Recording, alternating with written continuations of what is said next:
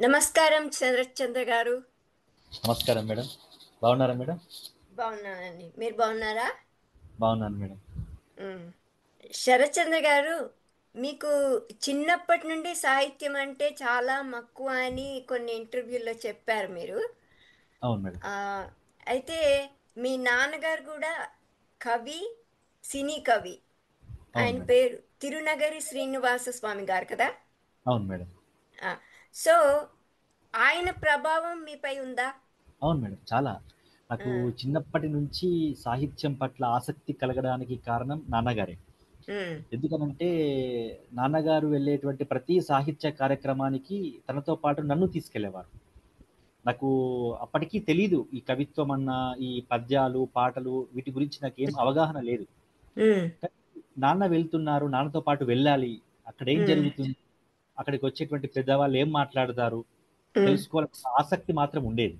ఉమ్, అలా నాన్నగారు వెళ్ళేటువంటి ప్రతి కార్యక్రమానికి వెళ్ళేది. చాలా మంది వచ్చేవారు. నారాయణ రెడ్డి గారు వచ్చేవారు. ఉమ్. సుద్దాల అశోక్ తేజ గారు, జె. బాపురెడ్డి గారు, ఇలా చాలా మంది కవులు, రచయితలు వచ్చి మాట్లాడేవాళ్ళు. ఉమ్. వాళ్ళు మాట్లాడినటువంటి కానీ మాటలు దాశరథి గారు అప్పటికే ఆ! కన్నుమూశారు కదా. అప్పటికే కన్నుమూశారు. కానీ ఉమ్. నాకు దాశరథి గారి గురించి తెలియడానికి మొట్టమొదటగా కారణం కూడా నాన్నగారే. ఓ. ఎందుకంటే దాశరథి గారు కన్ను అప్పటికి 1987లో నాన్నగారు గ్రాడ్యుయేషన్ చేస్తున్నారు. ఆ, ఓకే. అప్పుడు దాశరథి గారన్నా, నారాయణ రెడ్డి గారన్నా ఇద్దరు అంటే నాన్నగారికి చాలా ఇష్టం. చాలా అభిమానం. నాది ఫైనల్ ఇయర్ అండి. నేను అవునా మేడం? ఫైనల్ ఇయర్ చేస్తున్నాను డిగ్రీ అప్పుడు. అవునా ఆ, మేడం? ఆ, అలా ఓకే. అట్లా నాన్నగారికి దాశరథి గారు పరమపదించినప్పుడు ఒక కవిత రాశారు దాశరథి గారి ఉమ్, మీద. ఉమ్, ఆ ఉమ్, ఆ కవిత నేను చూశాను తర్వాత చాలా రోజుల తర్వాత. ఉమ్, అప్పుడు నేను ఎయిత్ క్లాస్‌లో ఉన్నప్పుడు చూశాను. నేను ఎయిత్ ఉమ్. క్లాస్‌లో ఉన్నప్పుడు. అదే అదే. ఉమ్, ఏంటి దాశరథి గారు గురించి మీరు రాశారు నాన్న. అది ఏంటి? ఎవరు దాశరథి గారు ఎవరు? అని అప్పుడు అడిగాను నేను. ఉమ్, అప్పుడు ఉమ్. నాన్న మొత్తం చెప్తూ వచ్చారు. అగ్నిధార, నిజాం రుద్రవీణ. రాజు, ఉమ్, రుద్రవీణ, నైజాం కాలంలో ఇట్లా అంతా యా. చెప్తూ అప్పుడు దాశరథి గారి గురించి నాకు తెలుసుకోవాలన్న ఆసక్తి మొత్తం చదవడం మొదలుపెట్టా. ఉమ్. దాశరథి గారి పద్యాలన్నీ నాకు కంఠత 10వ తరగతిలోనే వచ్చాయంటే కారణం నాన్నగారే. వావ్. అట్లా ఆ, చాలా దాశరథి గారి గురించి ఫస్ట్ పరిచయం నాకు నాన్నగారి ద్వారా జరిగింది. ఉమ్. అట్లా చాలా కార్యక్రమాలకి నేను వెళ్ళడం, నాకు సాహిత్యం పట్ల ఈ ఆసక్తి కలగడం అంతా కూడా నాన్నగారి వల్లే. సో ఆయనే మిమ్మల్ని ప్రోత్సహించారు. అవును మేడం. ఉమ్, ఇప్పటికి నేను రాసిన ప్రతి కవిత, ప్రతి సినిమా పాట, ఏదున్నా ఏ పద్యం ఉన్నా ముందు నాన్నగారికి వినిపించి మెలకువలు కొద్దిగా సవరణలు చేసుకున్న తర్వాతే నేను ఆన్ స్టేజ్ మాట్లాడుతుంటాను. ఆ రకంగా మీరు అదృష్టవంతులని చెప్పొచ్చు. అవును మేడం. చాలా నాకు ఇంట్లో ఆ వాతావరణం ఉంది. అమ్మ కూడా అది. సాహిత్యం పట్ల ఆసక్తి ఉన్నవారు. అమ్మ కూడా మహాప్రస్థానం కావచ్చు, నారాయణ రెడ్డి గారి, దాశరథి గారి కవితలు కావచ్చు, అమ్మ కూడా వింటుంటారు. అంటే రచనలు చేయరు. కాకపోతే వింటుంటారు. వాటి మీద ఆసక్తి ఉంది. ఎప్పుడు ఉమ్, ఏదున్నా ఉమ్. మా ఇంట్లో ఈ డిస్కషన్స్ ఎప్పుడు నడుస్తాయి. మా చెల్లికి, నాకు అదే అదే అడగబోతున్నాను, మీ చెల్లికి కూడా ఇంట్రెస్ట్ ఉందా ఆ! అని. అవును మేడం. ఆ, వీటి పట్ల తను ఆసక్తి ఉంది. రాస్తుందా?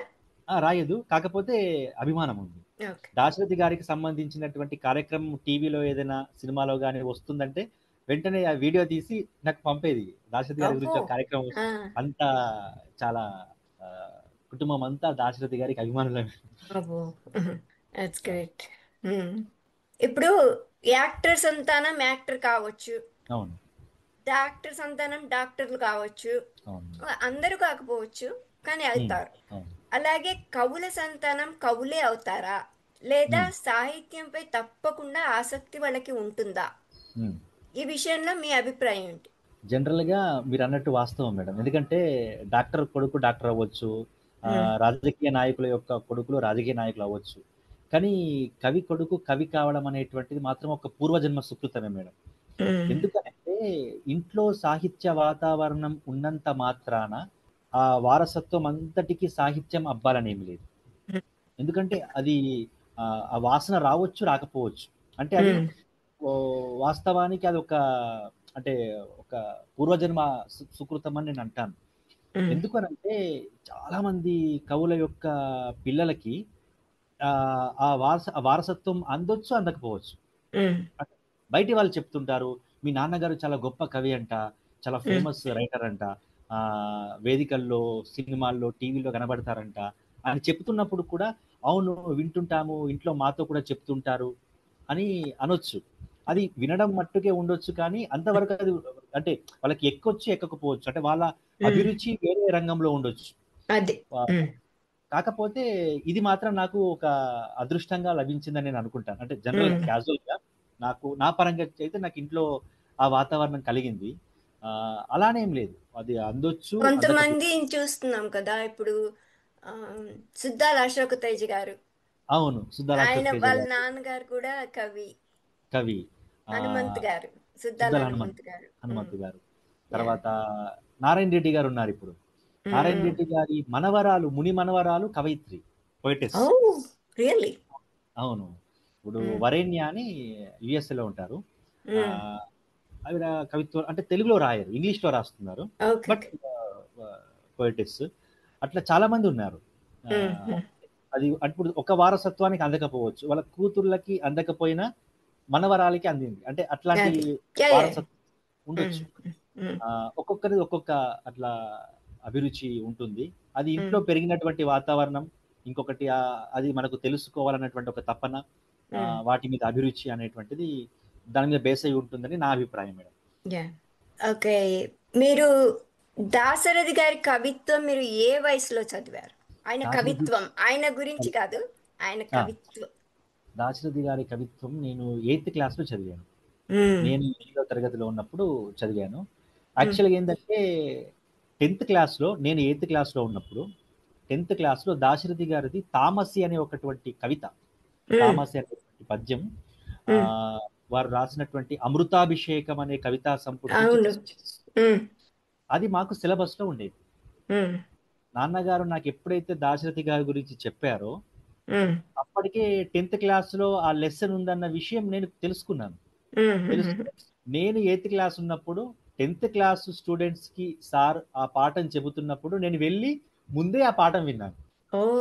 సార్ నాకు దాశరథి గారు అంటే చాలా ఇష్టం, నేను ఆ పాఠం వింటాను, వచ్చి కూర్చోవచ్చా అని అడిగి పర్మిషన్ తీసుకొని వెళ్ళి విన్నాను.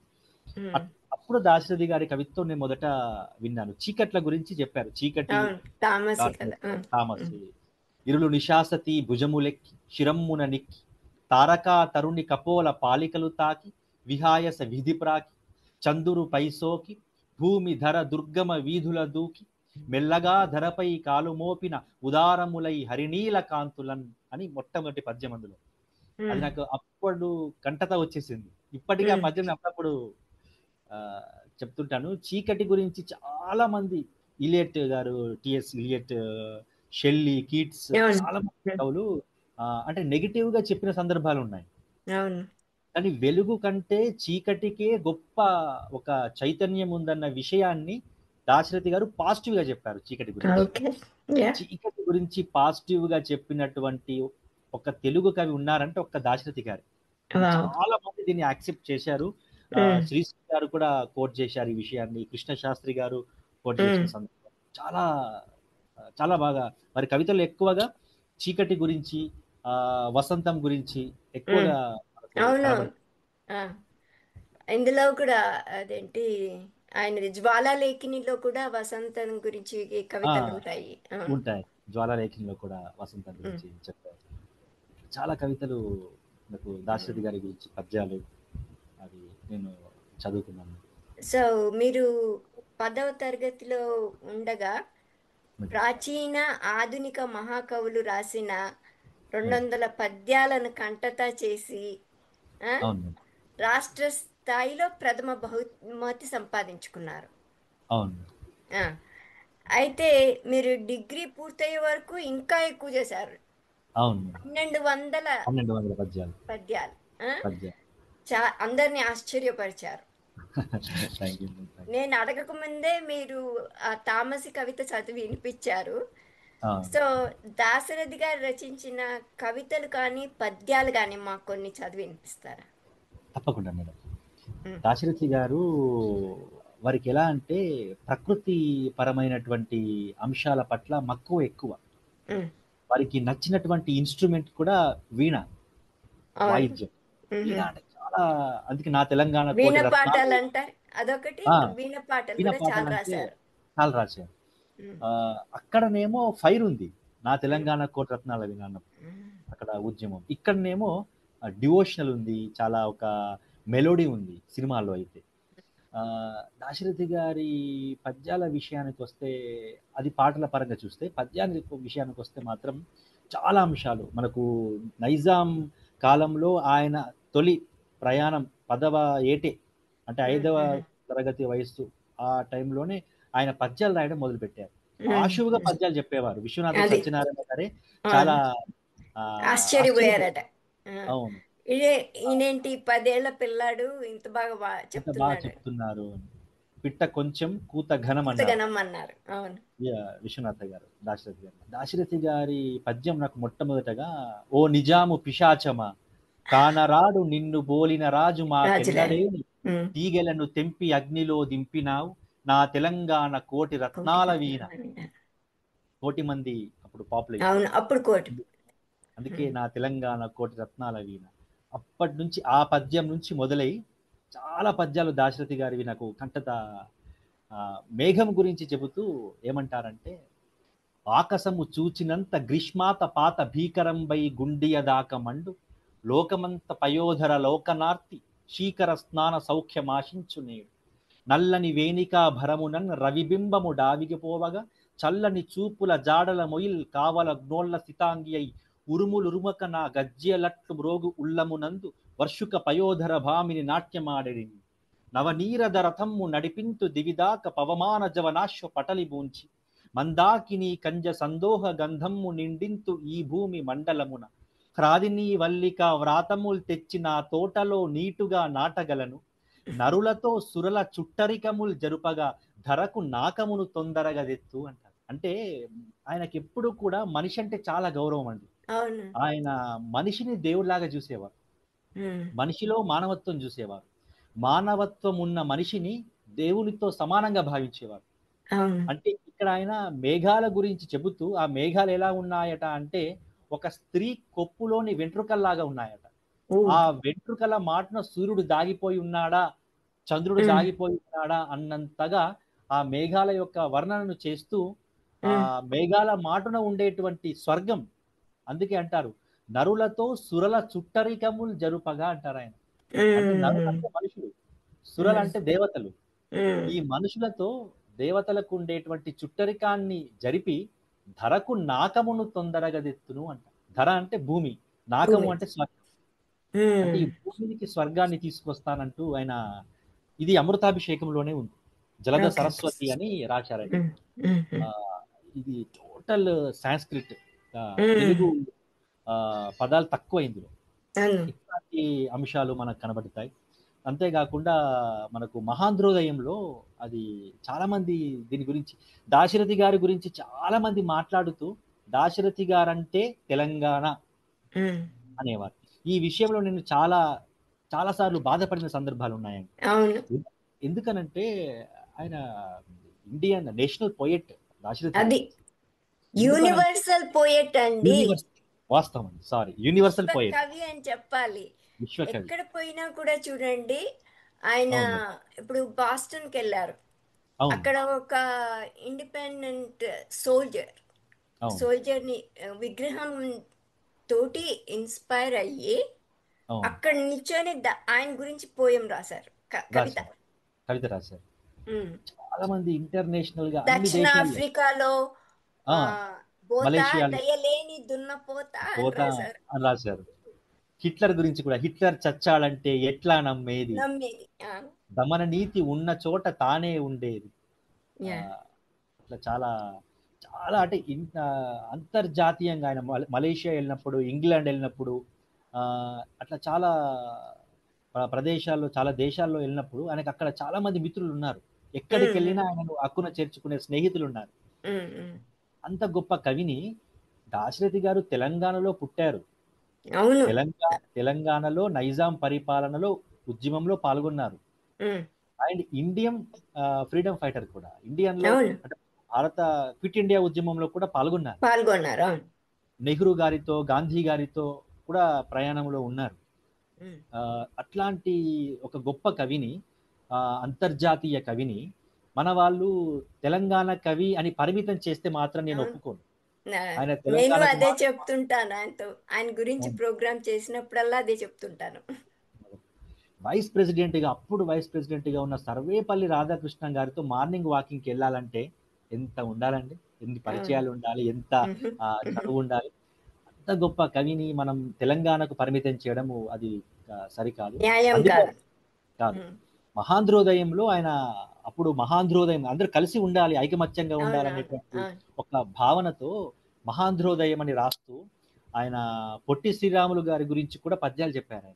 ఆ, ఆ. ఆ చిమ్మ చీకటిలో తూర్పు సెమ్మె మీద దివ్వయొక్కటి వెలిగించి రువ్వినావు, వెలుతురులు పాకు ఆకాశ వీధిలోనికి ఎవరవయ్య ప్రగాఢ సాహిత్యమూర్తి, నీ మ్. వెరుగవే శ్రీరాముడ నేను మానవుడనే లెమ్ము, నిద్రానాంధ్ర ధరాస్థలి నేడు మేలు కొల్పగలను అంటారు. నీ వెరుగవే శ్రీరాముడ అన్నప్పుడు చాలా మంది శ్రీరాముడు అంటే ఓకే, శ్రీరాముని గురించి దేవుని గురించి చెప్తున్నారేమో, శ్రీరాముడు అంటే పొట్టి శ్రీరాముని గురించి పొట్టి చెప్తున్నారు శ్రీరాములు గారు. మ్. అన్నారు ఆయన. మ్. వెలుతురులు బాకు తాకిడికి విచ్చిన చిక్కని కాలరాత్రి గుండెల జిల్లుజిల్లున రుధిర నిర్ఝరి పారె దిగంగన ముఖమ్ముల నవకుంకుమ ప్రభలు మొల్చెను తామర మొగ్గలట్లు తల్పులు తెరువుండు రండు పిలువుండు శయించిన వారి నెల్లరన్ అంటూ చెప్తారు. మ్. ఇక్కడ మేల్కొల్పు, ఇక్కడ పొట్టి శ్రీరాములు గారు నిద్ర లేపారు మనల్ని. ఒక మ్. రాష్ట్రం అవతరించింది, మ్. తెలంగాణ విమోచనం, నిజాం విమోచనం జరగాలని ఎలా అయితే కోరుకున్నారో పొట్టి శ్రీరాములు గారు ఒక రాష్ట్రం కోసం ఉద్యమం చేశారు, మనల్ని తట్టి లేపారు అనేటువంటి ఒక చైతన్య భరితమైనటువంటి సందేశాన్ని కూడా మనకు అందులో చెప్తారు మహాంధ్రోదయం. మ్. అంతా ఒకటే, ఏది కాకతి ఎవరు రుద్రమ, అవును. ఎవడు రాయలు ఎవడు సింగన. కాకతి రుద్రమ తెలంగాణ, అవును. రాయలు సింగన సింగన అటు ఆంధ్ర. ఆంధ్ర. మ్. అన్ని నేనే అంత నేనే తెలుగు నేనే వెలుగు నేనే, నేనే. అవును. అరి శిరస్సుల నుత్తరించిన అలుగు నేనే నేనే తెలుగు నేనే, తెలుగు నేనే. అఖిల జగములు చుట్టి వచ్చిన పులుగు నేనే పులుగు తెలుగు, నేనే. అన్ని నేనే అంత నేనే అంట. ఈ యొక్క తెలుగువాడిగా తెలుగు జాతి ఒక ఆత్మ గౌరవాన్ని ఆత్మ విశ్వాసాన్ని వినిపించినటువంటి గేయం కవిత. మ్. మ్. ఇలా దాశరథి గారు మహాంధ్రోదయంలో అగ్నిధార, రుద్రవీణ, తర్వాత నవమంజరి, మ్. తర్వాత మహాబోధి, మ్. ఖబర్దార్ చైనా, మ్. నవమి, పునర్నవం, కవితా పుష్పకం, మ్. తిమిరంతో సమరం, ఆలోచనాలు, ధ్వజమెత్తిన తిమిరంతో సమరం ఇంగ్లీష్ లోకి ట్రాన్స్లేట్ అయిందండి. అవును అవును madam. Dark with dual with darkness అనుకుంటా. అది ఓకే. అది డార్క్ విత్ వార్ అని, సారీ ఆహా. అది దాని ఎవరు ఇంగ్లీష్ సోమనాథ్ గారు ఎవరు ఉన్నారు, సమ్ పేరు మ్. నాకు, మ్. ఆయన చేశారు, ఇంగ్లీష్ లోకి ట్రాన్స్లేషన్ మ్. చేశారు. అది దాశరథి గారు ఉన్నప్పుడే ట్రాన్స్లేషన్ జరిగింది, ఓకే. 1985 అనుకుంటా మ్. జరిగింది. మ్. ఆ పుస్తకం 1972లో రాశారు, మ్. మ్. 73లో పబ్లిష్ అయింది. మ్. అమ్మకు అంకితం చేశారు, వెంకటమ్మకి అవునవును. అంకితం చేశారు. 74లో దానికి కేంద్ర సాహిత్య అకాడమీ అవార్డు వచ్చింది, అవును. 1974లో. మ్. చాలా అందులో మొత్తం కూడా అప్పుడు అణ్వస్త్రాలు, యుద్ధాలు, అశాంతి, అవును. మ్. ఈ దోపిడీ, వీటి మ్. మీద ఒక తిరగబడినటువంటి భావాలు కనిపిస్తాయి.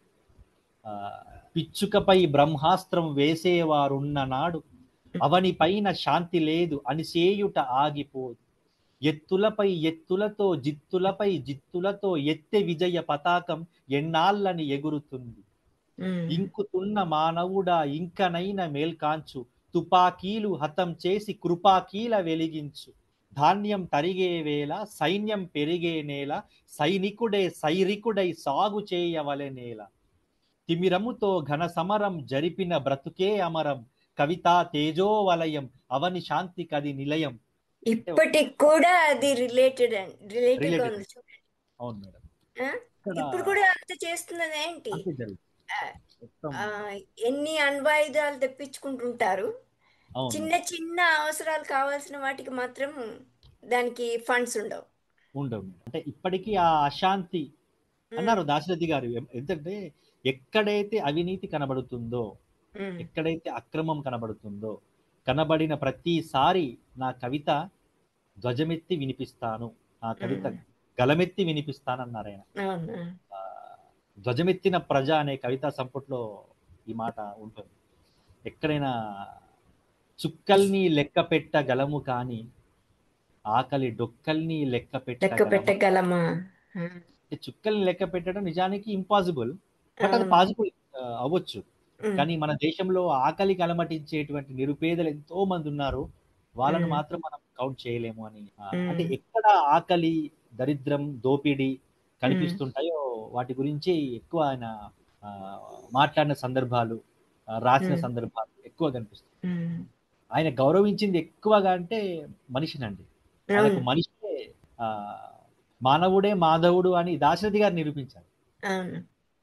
అది. ఆయన పండగ కవితలు రాసినా కూడా అవును. ఎండింగ్ లో ఆ, చెప్తారు. అది అందరూ పేద గొప్ప తేడాలు లేకుండా ప్రతి ఇంట్లో అవును. పండగ జరుపుకునే రోజు రావాలి అని ముగిస్తారు. అవును. అది ఉగాది కానివ్వండి, దీపావళి కానివ్వండి, ఏది కానివ్వండి. అవును. ఆ, సంక్రాంతి, దీపావళి ఉమ్, అది రుజ నుండి క్షుధ నుండి ప్రజముక్తి పొందాలి అంటారు. ఉమ్, రుజ అంటే మనకు చీకటి, క్షుధ ఆ, అంటే ఈ ఉమ్. ఆకలి నుంచి, ఆ చీకటి నుంచి ప్రజలు విముక్తి పొందాలి అని రాస్తుంది అందులో. ఉమ్. ఆవేశం రావాలి, ఆవేదన కావాలి,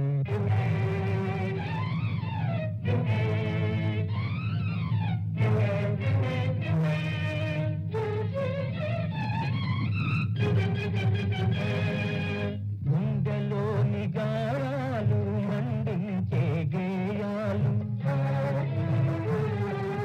గుండెలోని గాయాలు మండించే గేయాలు, వేదనలై శోధనలై రగలాలి విప్లవాలు, రగలాలి విప్లవాలు. ఆవేశం కావాలి, ఆవేదన కావాలి,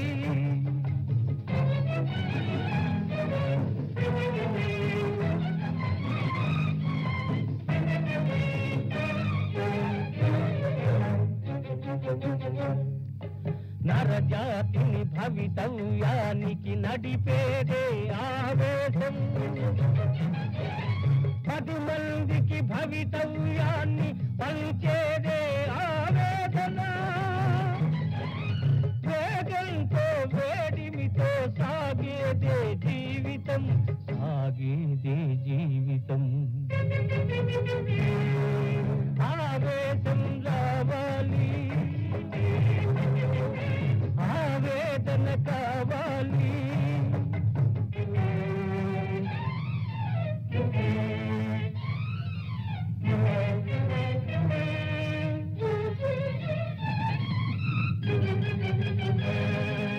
రణదాహం ధనమోహం కాలి కూలిపోవాలి, సమవాదం నవనాదం ప్రతి ఇంట పలకాలి, ప్రతి మనిషి క్రాంతి కొరకు రుద్రమూర్తి కావాలి, రుద్రమూర్తి కావాలి. ఆవేశం రావాలి, ఆవేదన కావాలి,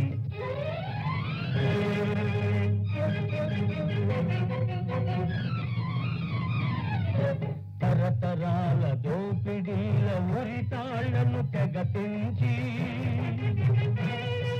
నరనరాల అగ్నిభార ఉప్పెనలా ఉరికించి,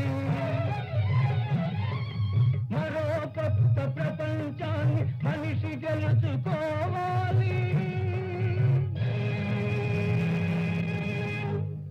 ప్రతి కవిత, ప్రతి పద్యం కూడా దాశరథి గారు పద్యాలు ఎన్ని రాశారో గేయాలు కూడా అన్ని రాశారు. ఉమ్, పద్యం, గేయం, వచన కవిత్వం, అవును. గజల్లు, గజల్లకు గజళ్ళు, రుబాయిలు. గజల్లకు మొట్టమొదటగా ఆయన శ్రీకారం చుట్టారు, రుబాయిలకి మొట్టమొదటగా ఆయన శ్రీకారం ఆయన చుట్టారు. శ్రీకారం. ఇట్లా ఇవి విదేశీ సాహిత్య ప్రక్రియలు యాక్చువల్గా. అదే అరబ్బీ నుంచి వచ్చాయి మనకు. మిడిల్ ఈస్ట్ అక్కడి నుంచి వచ్చినవి. అరబ్బీ నుంచి తర్వాత ఉర్దూలోకి, తర్వాత పర్షియన్, తర్వాత హిందీ, తర్వాత ఇంగ్లీష్, తర్వాత తెలుగు, ఇలా చాలా భాషలు వచ్చాయి. దాశరథి గారి ప్రభావంతో నేను గజల్ రూబాయిలు రాశాను. అవును, చూసాను నేను. 100 గజళ్ళు రాశారు అవును కదా, 100 అవును, గజళ్ళు, 100 గజల్ 200 రూపాయలు. రూబాయిలు రాశాను. చాలా సో థ్యాంక్ యూ అండి, అన్ని కవితలు వినిపించినందుకు. ఓకే, మీరు ఉస్మానియా యూనివర్సిటీలో సూర్య ధనంజయ్ గారి పర్యవేక్షణలో దాశరథి సినిమా పాటల్లో కవితాత్మకత అవును అనే అంశంపై డాక్టరేట్ చేశారు కదా. అవును మేడం. మనకి ఎంతో మంది కవులు ఉన్నారు, కానీ దాశరథి గారి పాటలని, సినిమా పాటలని ఎందుకు ఎన్నుకో, అందులో నాకు సినిమా పాటల్ని ఎందుకు, ఆయన కవిత్వంపై ఎందుకు కాదు? తప్పకుండా చెప్తాను మేడం. అయితే నాకు ముందు నుంచి దాశరథి గారి మీద అభిమానం ఉంది కాబట్టి నేను 10th క్లాస్లో ఉన్నప్పుడే నిర్ణయించుకున్నాను. ఏమని అంటే దాశరథి గారి మీదే రీసెర్చ్ చేయాలి. ఎందుకంటే అప్పుడు మా నాన్నగారు కూడా పిహెచ్డి స్కాలర్. ఆయన ఏ మనుషులపై చేశారు? నారాయణ రెడ్డి గారి సినిమా పాటల మీద. ఓకే. అయితే నాకేంటంటే నాన్నగారికి దాశరథి గారి ఇష్టం, నారాయణ రెడ్డి గారి ఇష్టం. నాకు దాశరథి గారు అంటే ఎక్కువ, నారాయణ రెడ్డి గారు, ఇలా ఇద్దరు నాకు నచ్చిన కవులు. నేను దాశరథి గారి మీదనే పిహెచ్డి చేయాలి అని అప్పుడే నిర్ణయించుకున్నాను. నాన్నగారు ఏమన్నారంటే తప్పకుండా నువ్వు అంశం తీసుకోవాలన్నట్టుగా చెప్పారు. నేను 10th క్లాస్లో ఉన్నప్పుడే నా పిహెచ్డి సినాప్సిస్ రాసుకున్నాను.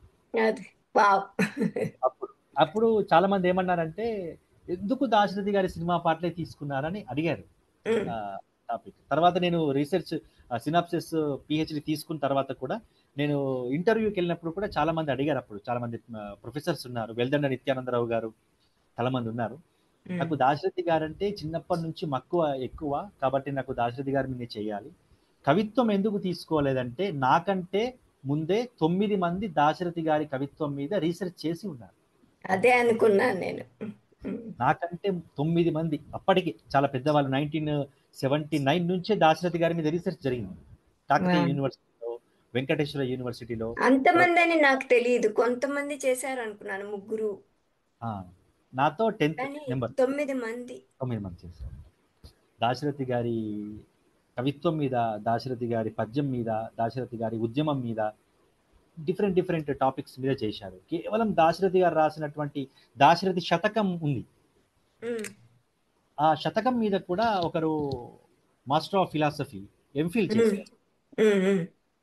కాబట్టి ఇప్పుడు నేను తీసుకుంటే కవిత్వం తీసుకున్నా నా స్టైల్లో నేను చెయ్యొచ్చు, కానీ వాళ్ళు నాకంటే ముందు సీనియర్స్ కాబట్టి నా స్పెషల్ సిగ్నేచర్ అందులో ఏమి ఉండదు, నా మోర్ ఏమి ఉండదు.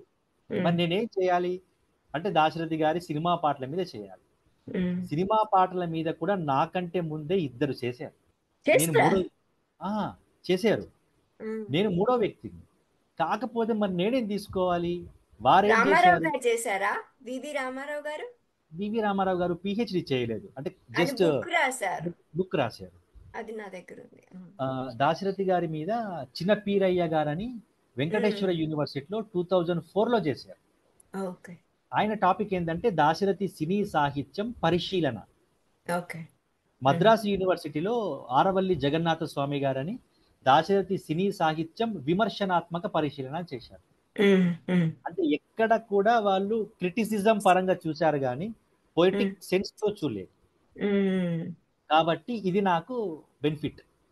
కాబట్టి ఈస్థెటిక్, కేవలం దాశరథి గారి aesthetic cinema songs of Dasarathi అని నేను స్పెషల్ గా తీసుకొని అప్పుడు వారి సినిమా పాటల్లో ఉండేటువంటి కవితాత్మకత, ఆ పొయిటిక్ సెన్స్ ఎక్కడ ఉంది అనేటువంటి తీసుకొని ఆ ఈస్థెటిక్స్ మీదనే చేశాను నేను అప్పుడు. అట్లా దాశరథి గారి కవిత్వ స్పర్శ అప్పుడు ఏమవుతుందంటే దాశరథి గారి కవిత్వంలో ఉండేటువంటి శబ్దం ఎలా ఉంటుంది అంటే ఆయన సినిమా పాటలు ట్యూన్ ఎలా ఉంటుంది, ట్యూన్కి ఎలా తగ్గట్టుగా సినిమా పాటల్లో శబ్దం ఎలా ఉంటుంది, భావం ఎలా ఉంటుంది, శిల్పం ఎలా ఉంటుంది, ఆ పాటను బిల్డ్ చేసినటువంటి స్టైలిజం ఎలా ఉంది, ఆ డెప్త్ కోసమని నేను కేవలం దాశరథి గారి సినిమా పాటల్లో ఉండేటువంటి ఆ పొయిటిక్ సెన్స్ని తీసుకొని దాన్ని ఇంగ్లీష్ కవులతో తర్వాత మన క్లాసికల్ పోయెట్స్తో, తనకంటే ముందు ఉన్నటువంటి సీనియర్స్తో ఆ లింకప్ ఎలా ఉందనేటువంటి దాని మీద కాన్సన్ట్రేషన్ చేసి నేను చేశాను. అట్లా అది చాలా అంటే ఆ సినిమాటిక్ సెన్స్ ని పొయిటిక్ సెన్స్ తో లింక్ చేసి చేశాం. ఆ ఉద్దేశంతో అలా వచ్చింది అన్నట్టు. అంటే ఇది వరకు వచ్చినటువంటి సినిమా దాశరథి గారి రీసెర్చ్ వేరు, నేను చేసింది వేరు. అట్లా చాలా పాటలు తీసుకొని వారి ప్రణయ గీతాలు, ప్రబోధ గీతాలు. అప్పుడు నన్ను చాలా మంది అన్నారండి, ఏమన్నారంటే అప్పుడు మీరు ఇచ్చినటువంటి రికార్డు నాకు చాలా యూజ్ అయింది. దాశరథి గారి సినిమా పాటల మీద నేను పిహెచ్డి చేస్తున్నా అనగానే ఇంటర్వ్యూలో వెళ్ళగానే నేను దాశరథి గారి పాటలు సేకరించినవి ముందు పెట్టాను వాళ్ళ ముందు. ఒక బుక్ ప్రభాకర్ గారు కలెక్ట్ చేశారు అప్పుడు ఆ బుక్. అది పెడితే వాళ్ళు ఏమన్నారంటే, ఇది దాశరథి గారి పాటలని ప్రూఫ్ ఏంటి అంటే, ఇది బుక్ వేశారు అన్నారు. ఈ బుక్ వేశారు అంటే ఆ బుక్ లో కలెక్షన్ తప్పు జరిగి ఉండొచ్చు, దాని ఎడిటర్ తప్పు అయి ఉండొచ్చు, అడుగుతారు, ఎవిడెన్స్ మాకు కావాలి అంటే. నేను అన్నాను, దాశరథి గారు లేరు, కానీ దాశరథి గారే స్వయంగా చెప్పినటువంటి, ఆయన పాటలు రాసినటువంటివి ఏవైతే ఉన్నాయో ఇవి నేనే రాశానని స్వయంగా ఆయన చెప్పినటువంటివి ఉంటే మీరు నమ్ముతారా అని అడిగాను అప్పుడు డీన్ గారు ఇంటర్వ్యూలో. తప్పకుండా నమ్ముతాము అన్నారు. 1984లో దాశరథి గారి ఇంటర్వ్యూ చేసినది జరిగినట్టుగా ఒకటి లక్ష్మణ్ గారి ఇంటర్వ్యూ మీరు నాకు అప్పట్లో పంపించారు. అవునవును, అప్పుడు మీరు అడిగారు, నేను ఆయన వాయిస్ వినలేదండి, పంపిస్తారా అని అడిగారు. కరెక్ట్, 2013లో పంపించారు మీరు నాకు. 2013లో అది నేను దగ్గర పెట్టుకున్నాను. అందులో దాశరథి గారు ప్రతి పాట గురించి, ప్రతి పాట తనకు ఉండేటువంటి అనుభవం గురించి చెప్పినటువంటివన్నీ, ఇవి దాశరథి గారివే, ఇది వినండి, ఇది 1984లో ఇది ఆకాశవాణి మద్రాసులో జరిగినటువంటి ఇంటర్వ్యూ అని చెప్పి అప్పుడు నేను వారికి వినిపిస్తే, చాలా ఓకే, చాలా వర్క్ చేశావు నువ్వు, ఈ టాపిక్ నీకు ఇవ్వచ్చు, నువ్వు చాలా కష్టపడతావు అని ఆయన హ్యాండ్ రైటింగ్ తో సహా కూడా నాకు ఇందిరా గారు, గౌరీశంకర్ గారు ఇచ్చారు. చాలా కలెక్షన్ చేశా. దాశరథి గారు ఎక్స్పైర్ అయినప్పుడు కూడా 1987 నవంబర్ 6th, అంటే 5th రోజు ఆయన ఎక్స్పైర్ అయిన తర్వాత కూడా 6th రోజు ఆరుద్ర గారు స్పెషల్ గా ఆర్టికల్ రాశారు దాశరథి గారి గురించి, ఆంధ్రజ్యోతిలో, ఈనాడులో చాలా రాశారు. ఇవన్నీ చాలా కలెక్షన్ చేసుకొని ఆయన పాటలకు సంబంధించి నేను రీసెర్చ్ చేయడం జరిగింది. చాలా అంటే అది నాకు ఒక 5 years లో నేను దాదాపు థీసిస్ కంప్లీట్ చేశాను. దాదాపు అది 500 pages వచ్చింది థీసిస్. ఇప్పుడు దాని పుస్తకంగా కూడా నేను తీసుకురావాలని ఆలోచనలో ఉన్నాను. తీసుకొస్తే నాకు ఒక కాపీ పంపించండి. తప్పకుండా మేడం, తప్పకుండా. మీ బ్లెస్సింగ్స్ తప్పకుండా నేను మీకు పంపిస్తాను. యాక్చువల్గా ఈ ఇయర్ తెద్దామన్న ఆలోచన ఉండింది, ఎందుకంటే 100వ జయంతి సంవత్సరం. కొంచెం వేరే ఈ ప్రాజెక్ట్స్ వర్క్స్, యూజీసీ వాళ్ళతో మేజర్ ప్రాజెక్ట్స్ అవి ఇవి కాలేజ్ వర్క్స్ ఉండి కొంచెం డిలే అయ్యింది. ఈ ఇయర్ ఎండింగ్ లోపు నేను తప్పకుండా ఆ పుస్తకం నేను పబ్లిష్ చేస్తాను. ఆల్ ది బెస్ట్ అండి. Thank you madam, thank you. ఇది మీరు చెప్పారు కదా, ఆయన పాటల్లో కవితాత్మకత టాపిక్నే తీసుకున్నాను అని చెప్పి. అయితే ఆయన ఎన్నో రకాల పాటలు రాశారు, లైక్ ప్రేమ గీతాలు, శృంగార గీతాలు, స్ఫూర్తిదాయకమైన గీతాలు, దుఃఖభరితమైన గీతాలు, దేశభక్తి గీతాలు, భక్తి గీతాలు, లలిత గీతాలు, ఇలా చెప్పుకుంటే అన్ని ప్రక్రియల్లో ఆయన రాసేశారు. సో మీరు కొన్ని పాటలను తీసుకొని చేశారా, లేకపోతే అన్ని రకాల పాటలను తీసుకొని చేశారా? నేను దాదాపు అన్ని రకాల పాటలు తీసుకున్నాను మేడం. అయితే ఏంటంటే మనకు మీరు అన్నట్టు ప్రణయ గీతాలు, ప్రబోధ గీతాలు, విషాదం, ట్రాజడీ, తర్వాత ఇట్లా ఇది వినోద గీతాలు కూడా ఉన్నాయి. ప్రతి పాటలో కూడా ఎక్కడ కవిత్వం యొక్క తాలూకు స్పర్శ ఉంటుందో, ఇప్పుడు సపోజ్ కి మనకు పాట ఉంది, ఏ దివిలో విరిసిన పారిజాతమో పాట. ఆ పాట మొత్తం పొయిటిక్ సెన్స్. అవును. ప్రధానంగా ఎక్కడ కనబడుతుందంటే, నీలి ముంగురులు పిల్లగాలితో ఆటలాడగా, ఈ లైన్ దగ్గర డెప్త్ పొయిటిక్ సెన్స్ ఉంది. ఈ లైన్ గురించి ఒక 5 pages చెప్పా, ఈ ఒక్క లైన్ గురించి. వావ్. ఎందుకు అనంటే నీలి ముంగురులు పిల్లగాలితో ఆటలాడగా రావే. కవితాత్మకత మనకు ప్రధానంగా 2 రకాలుగా ఉంటుంది. ఏంటంటే మనకు మూర్తము అమూర్తము అని 2 భావనలు ఉంటాయి మనకు. అది కావ్యాలంకార సంగ్రహం ప్రకారం చూస్తే 16th సెంచరీలో రామరాజ భూషణుడు రాసినప్పుడు మనకు కవిత్వం రాసేటప్పుడు మూర్తము అమూర్తము అని 2 ఉంటాయంట. మూర్త భావన ఏంటి అంటే మనకు ఒకసారి చదవగానే మనకు అర్థం కాకుండా దానికి సంబంధించినటువంటి వాదోపవాదాలు తెలుసుకొని పరిష్కరణల తర్వాత అర్థం చేసుకుంటే మూర్తం. అమూర్తము అంటే ఏంటంటే చదవగానే టోటల్ ఆటోమేటిక్ గా మనకు మైండ్కి ఎక్కిచ్చేస్తే అది అమూర్తం. ఇది మూర్తం.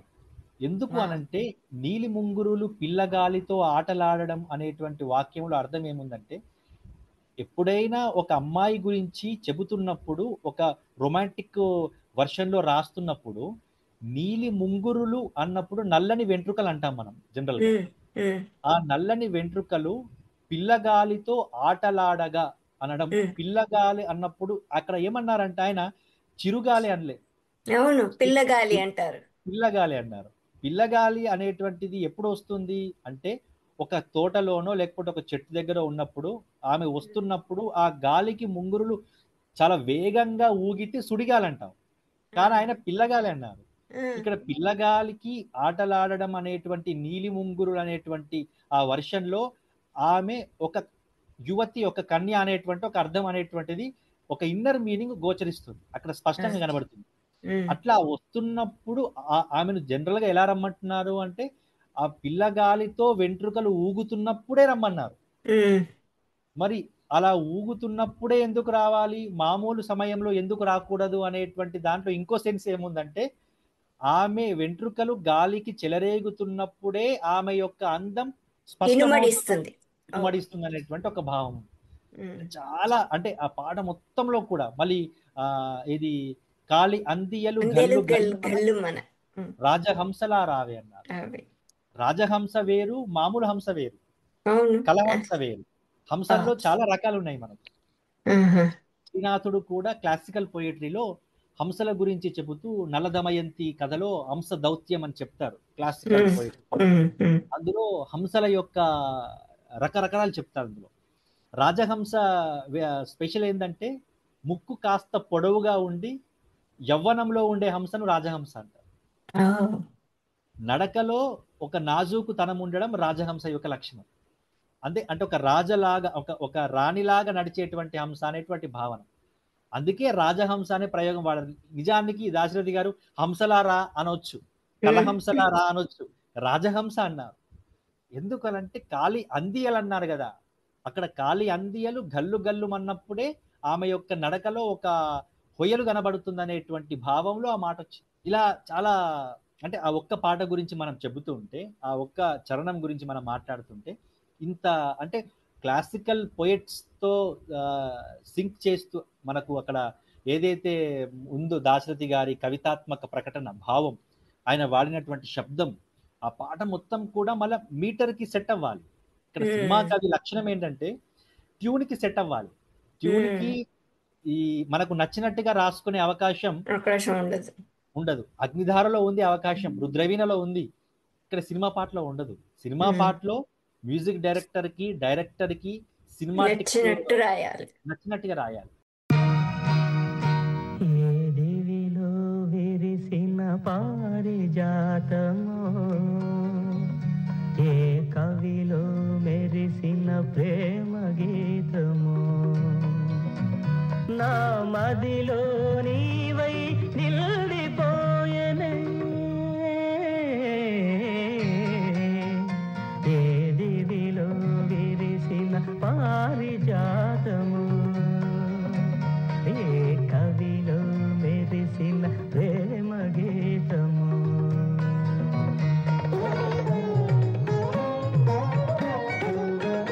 నీ రూపమే దివ్య దీపమై, నీ నవ్వు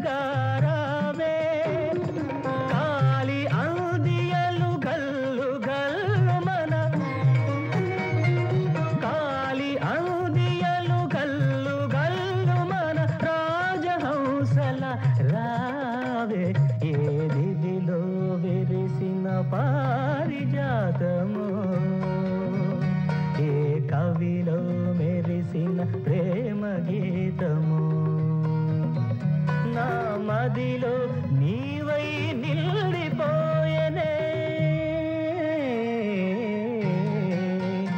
ఏ దివిలో విరిసిన పారిజాతము ఏ కవిలో మెరిసిన ప్రేమ గీతము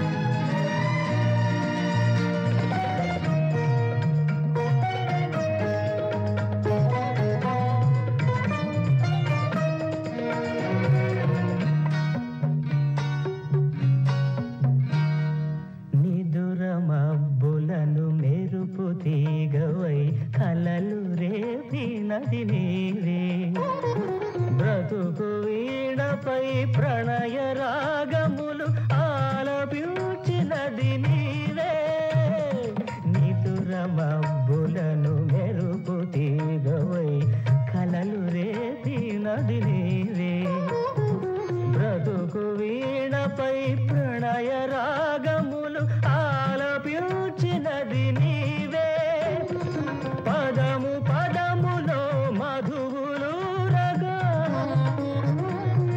పదము పదములో మధువులూరగా కావ్య కన్యవై రావే ఏ దివిలో విరిసిన పారిజాతము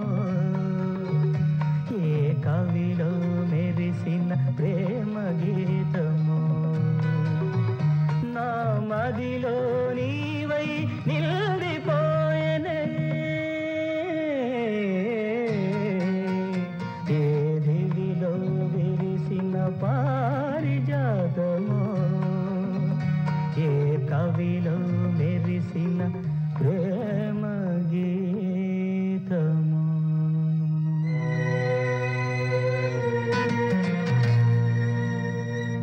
దాశరథి గారికి నిజానికి మొహమాటం సినిమా రంగంలో ఎక్కువ అండి. ఆయనే ఒప్పుకున్నారు, ఆ మాట అన్నారు, నాకు మొహమాటం ఎక్కువ అంటారు. నిజానికి నిజాం రాజును అంత గొప్ప ప్రపంచాన్ని దడదడలాడించినటువంటి మనిషి ఆయన సినిమా రంగంలో ఎందుకనంటే సినిమా రంగం యొక్క టెక్నిక్ తెలియాలి కాబట్టి ఆ మొహమాటాన్ని నేను ప్రదర్శించానన్నారు ఆయన. ఎందుకంటే చాలా మంది సినిమా కవులు గొప్ప గొప్ప విశ్వనాథ గారు కూడా ఒకటి రెండు సినిమాలకు పాటలు రాశారు, విశ్వనాథ్ సత్యనారాయణ గారు లాంటి వాళ్ళు కూడా సినిమా రంగంలో నిలబడలేక వెళ్ళిపోయిన సందర్భాలు ఉన్నాయి. కానీ దాశరథి గారు అక్కడ నిలబడి చాలా పాటలు, దాదాపు దాశరథి గారు రాసిన పాటలు 2000 సాంగ్స్ అండి. కానీ మనకు దొరుకుతున్నవి 700 పాటలు మాత్రమే. అదే ఎందుకు అంటే కొన్ని పాటలు మనకి ఏంటంటే సినిమాలు చిన్న సినిమాలు అయి ఉండొచ్చు, కొన్ని రిలీజ్ అయి ఉండకపోవచ్చు. అదే అట్లా సెన్సార్ పరంగా మనకు దొరుకుతున్నవి కొన్ని 700 పాటలు. చాలా కవులు అంతే, నారాయణ రెడ్డి గారివి కూడా అంతే, 3000 పాటలు రాశారని చెప్తారు, దొరుకుతున్నవి 1000 సాంగ్స్ అయి ఉంటాయి. ఇలా ఉంటాయి. నాకు అట్లా దాశరథి గారి ప్రతి పాట, ప్రణయ గీతం తీసుకున్నాను, ప్రబోధ గీతాలు తీసుకున్నాను, భక్తి పాటలు తీసుకున్నాను. నడిరే ఏ జామును అని అంత గొప్ప పాట అది. నడిరే ఏ జాములో పాట అయితే బిఎన్ రెడ్డి గారు అడిగినప్పుడంట దాశరథి గారు అన్నారంట, ఇది జనరల్ గా మనకు దేవుని మీద రాస్తుంటే వెంకటేశ్వర స్వామి మీద మమ్ము కావరావా దయచూపరావా అన్నట్టుగా రాశారంట. అప్పుడు బిఎన్ రెడ్డి గారు ఏమన్నారంటే రొటీన్ గా వద్దు, రొటీన్ గా కాకుండా కొత్తదనం కావాలి మాకు అని అంటే, అప్పుడు దాశరథి గారు ఏమన్నారట అంటే, మా శ్రీ వైష్ణవ సంప్రదాయంలో పురుషకారం అనే ఒక పద్ధతి ఉంది. పురుషకారం అనేటువంటి పద్ధతిలో ఎట్లా ఉంటుందంటే, మనకు భగవంతునికి నేరుగా మన యొక్క బాధను విన్నవించకుండా అమ్మవారి ద్వారా అయ్యవారికి విన్నవింపజేయాలి. ఈ ప్రాసెస్ రామదాసు గారికి చేశారు. నన్ను బ్రోవమని చెప్పవే సీతమ్మ తల్లి. ఆయన కూడా రామునికి చెప్పకుండా సీతమ్మతో చెప్పిస్తారు. కాబట్టి ఈ ప్రాసెస్ నేను ఫాలో అవుతాను అని దాశరథి గారు అంటే ఇది చాలా కొత్తగా ఉంది అని అన్న సందర్భాలు కూడా ఉన్నాయి. అట్లా నడిరే ఏ జామునో స్వామి నిలుజేర దిగివచ్చును, తిరుమల శిఖరాలు దిగివచ్చును, మముగన్న మాయమ్మ అలివేలు మంగమ్మ, పతిదేవు ఒడిలోన మురిసేటి వేళ, స్వామి చిరునవ్వు వెన్నెలలు కురిసేటి వేళ. అంత సింపుల్ గా చెప్తారండి. అంటే జనరల్ గా మన బాధ చెబుతుంటే అమ్మకి ఎందుకు ముందు చెప్పాలంటే అమ్మ మనసు తొందరగా కరిగిపోతుంది. ఏదైనా తప్పు ఉన్నా గానీ దాన్ని సవరించి మళ్ళీ నాన్నకు చిన్నగా దాన్ని కవర్ చేసి చెప్తుంది. కాబట్టి ముందు అలివేలి మంగమ్మకు చెప్పిస్తాం. ఎలా చెప్పిస్తారు అలివేలి మంగమ్మకు అంటే, అలివేలి మంగమ్మకు కూడా ఆ చెప్పేటప్పుడు ఎలాంటి సందర్భాల్లో చెప్పాలో కూడా ఆ సందర్భాన్ని, ఆ సిచ్యుయేషన్ కూడా క్రియేట్ చేస్తారు.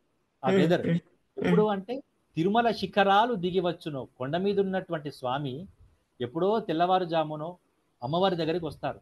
వచ్చినప్పుడు అతిదేవు ఒడిలోన మురిసేటి వేళ, ఈ ఒడిలో పడుకొని ఉంటారు. స్వామి చిరునవ్వు వెన్నెలలు కురిసేటి వేళ, వేళ ఒక ఆనందంతో, ఒక తాదాత్మ్యంలో నవ్వుతూ సున్నితంగా చిరునవ్వు కురిపిస్తున్నప్పుడు నా బాధ చెబితే ఆ టైంలో అయితేనే వింటారు ఆయన వింటారు. అనేటువంటి ఒక సందర్భం. అట్లా దేవుణ్ణి కూడా అదే పాటలో తిట్టిన సందర్భాలు ఉంటాయి. చివర్లో కోపంతో, కలవారినేగాని కరుణించలేవా, నిరుపేద మొరలేవి వినిపించుకోడా, వినిపించుకోవా, కన్నీటి బ్రతుకుల కనలేని నాడు స్వామి కరుణామయుండన్న మయుండన్న పేదెన. పేదెనక. అద్భుతంగా ఆ మాట చెప్తారు. దాశరథి గారికి మాత్రమే చెల్లింది. నిజానికి ఆ పాట ఆ తర్వాత ఇది 67లో వచ్చిందండి రంగుల రాట్నం సినిమాలో. తర్వాత అనుకోకుండా ఎప్పుడు 68లోనో 69లోనో దాశరథి గారు ఒక ఇంటర్వ్యూలో కూడా చెప్తారు, ఆయన కొండ మీదకి తిరుపతికి వెళ్ళినప్పుడు ఆయన పాట ఆయనకే అక్కడ వినిపించిందంట లైన్ లో నిలబడ్డప్పుడు, దర్శనం కోసం లైన్ లో నిలబడ్డం. ఆ సందర్భం కూడా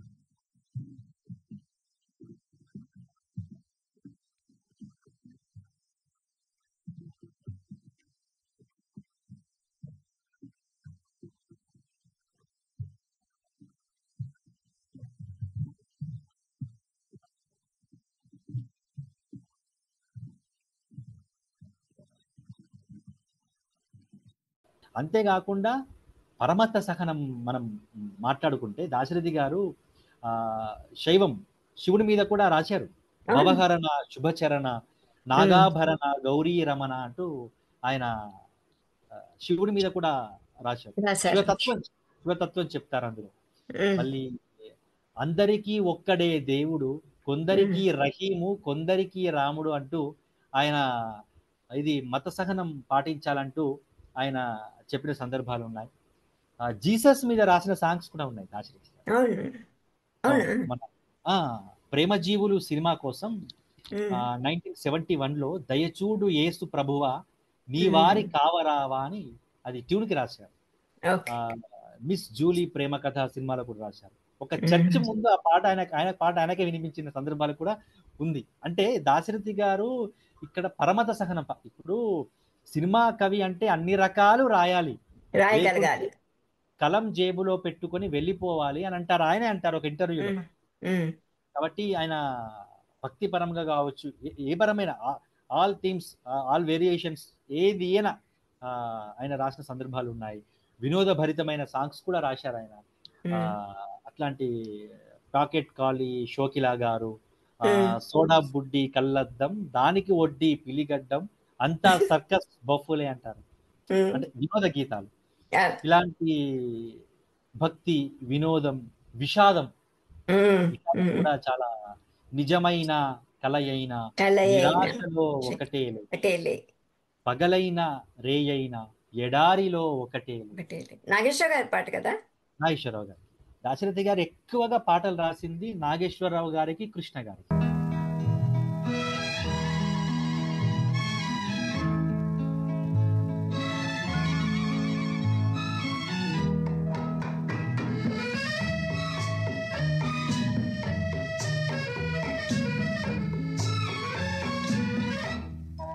నిజమైనా కలయైనా నిరాశలో ఒకటేలే, పగలైనా రేయినా ఎడారిలో ఒకటేలే. నిజమైనా కలయైనా నిరాశలో ఒకటేలే, ఒకటేలే.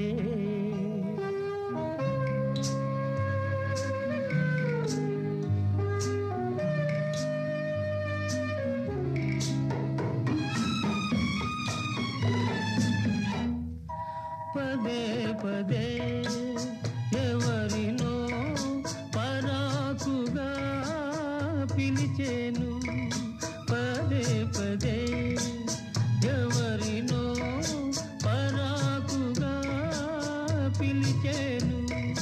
నా నీడే నా తోడై జగమంతా తిరిగేను.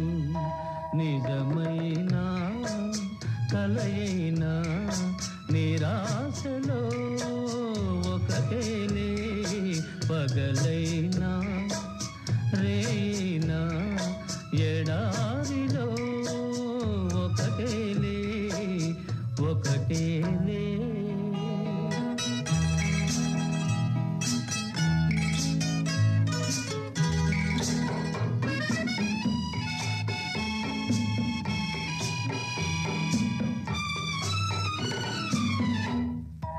గులాబీనై నీ జడలో మురిశానే ఆనాడు, గులాబీనై నీ జడలో మురిశానే ఆనాడు, బికారినై నీ కోసం వెతికానే ఈనాడు. నిజమైన కలయైనా నిరాశలో ఒకటేలే, పగలైనా రేయినా ఎడారిలో ఒకటేలే, ఒకటేలే.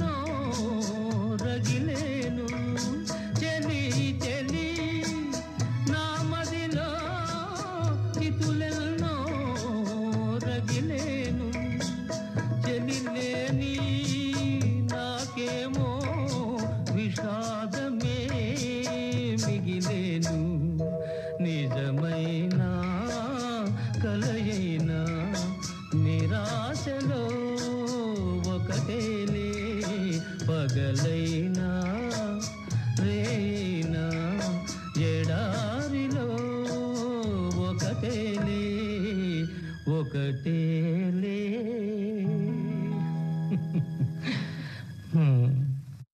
ఇట్లా చాలా పాటలు, ప్రణయ గీతాలు, ఇంకా ఇది ఇది అనుబంధ కుటుంబ పరమైన గీతం. అవునవును.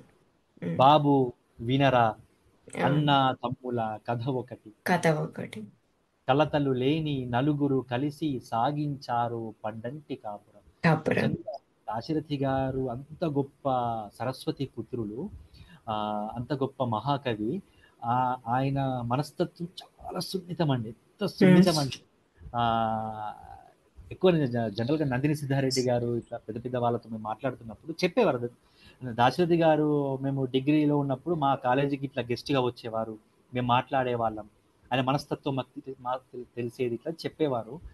ఎంత సున్నితం అంటే ఒక గొప్ప కవి ఎంత గొప్పగా రాసినా ఏముందండి నా గొప్ప అనుకునేటువంటి సందర్భాలు. ఆయన కవిత్వం గురించి చాలా మంది పొగుడుతూ ఉంటే ఆయన ఏం చెప్పేవారట అంటే, ఏముందండి నా గొప్ప, ఏం లేదు, మీరు అట్లా పొగుడుతుంటారు, నా కవిత్వంలో నా పాటల్లో నేనే తప్పులు చేసిన సందర్భాలు కూడా ఉన్నాయండి అని ఒప్పుకున్నారు. బాబు వినరా అనే పాటలో ఆయన ఒక చోట ఒక చిన్న, అది అంటే త్రుటిలో జరిగినటువంటి ఒక మిస్టేక్ అని ఆయన చెప్తుంటారు. ఏంటంటే పాట మొత్తం రాసేశారు, ఘంటసాల గారికి ఇచ్చేసి వచ్చేసారు. పాటలో ఏంటంటే ఒక చోట అన్న మనసులో ఉన్నవి ఎన్నో కోరికలు, తమ్ముళ్ళకి జరగాలి పెళ్లి పేరంటాలు అంటాలు. అయితే ఆ లైన్, సెకండ్ లైన్ అందులో మిస్టేక్ ఉంది. ఆ విషయం దాశరథి లాంటి మహాకవికి అది అది చిన్న విషయం. ఇచ్చేశారు, రికార్డింగ్ అయిపోయింది, ఘంటసాల గారు పాడేశారు, ఫైనల్ రికార్డింగ్ అయిపోయింది, సాంగ్ రిలీజ్ రెడీగా ఉన్న సమయంలో అప్పుడు టేపు, అది సిడి టేప్ ఉండేది, పెంకు, దాశరథి గారు పంపించేసిన తర్వాత అది రికార్డ్ అయిపోయిన తర్వాత మద్రాస్కి వెళ్ళిపోయింది 1972 పండంటి కాపురం. అప్పుడు ఆయనకి ఆలోచన, అరే ఆ మాట ఎలా వాడాను, యాక్చువల్గా ఏంటంటే తమ్ముళ్ళకి జరగాలి పెళ్లి పేరంటాలు, పేరంటాలు మీన్స్ ఫీమేల్ పరమైనటువంటి వాడుక పదం, వాడాల్సిన పదం. ఆయన ఏమన్నారంటే తమ్ముళ్ళకి జరగాలి పెళ్లి పేరంటం అన్నారు.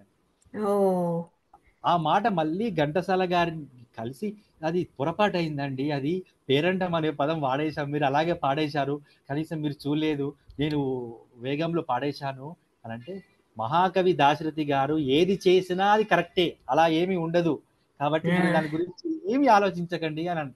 అది ఇప్పటికీ కూడా తప్పు అన్న విషయము దాశరథి గారు చెప్పే వరకు ఎవరికి తెలియదు, ఇప్పటికి ఎవరికి తెలియదు ఆ విషయం.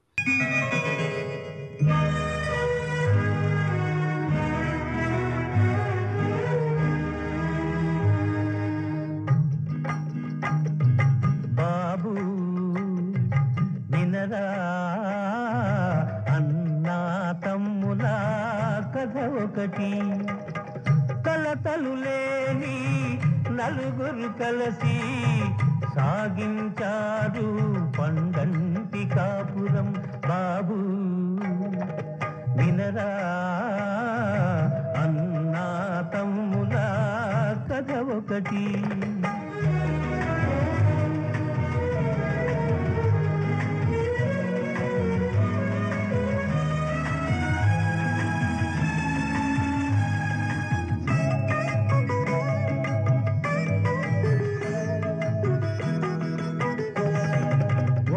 మాటపై ఎప్పుడు నిలిచారు వారు, ఒక్క బాటపై కలిసి నడిచారు వారు.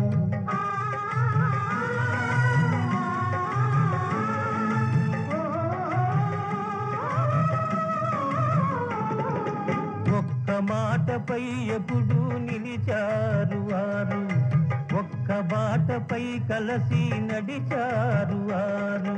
అన్నంటే తమ్ములకు అనురాగమే, అన్నకు తమ్ములంటే అనుబంధమే. బాబు వినరా, అన్నా తమ్ముల కథ ఒకటి.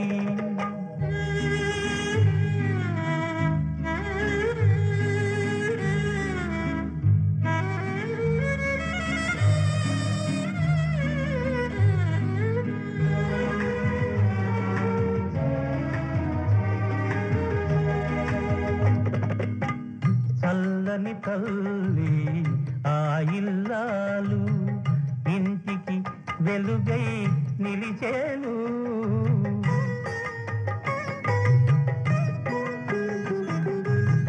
చల్లని తల్లి ఆ ఇల్లాలు ఇంటికి వెలుగై నిలిచేను. పిల్లలకు పెద్దలకు తల్లి వంటిది ఆ ఇల్లు, ఆమెతో స్వర్గమైనది. బాబు వినరా అన్నా తమ్ముల కథ ఒకటి.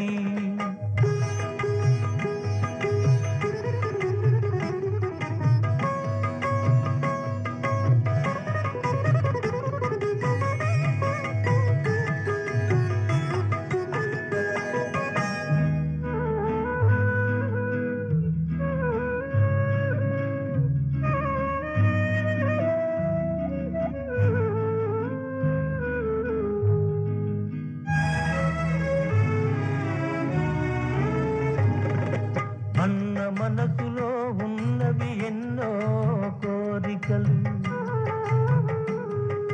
తమ్ములకు జరగాలి పెళ్ళి పేరంటాలు.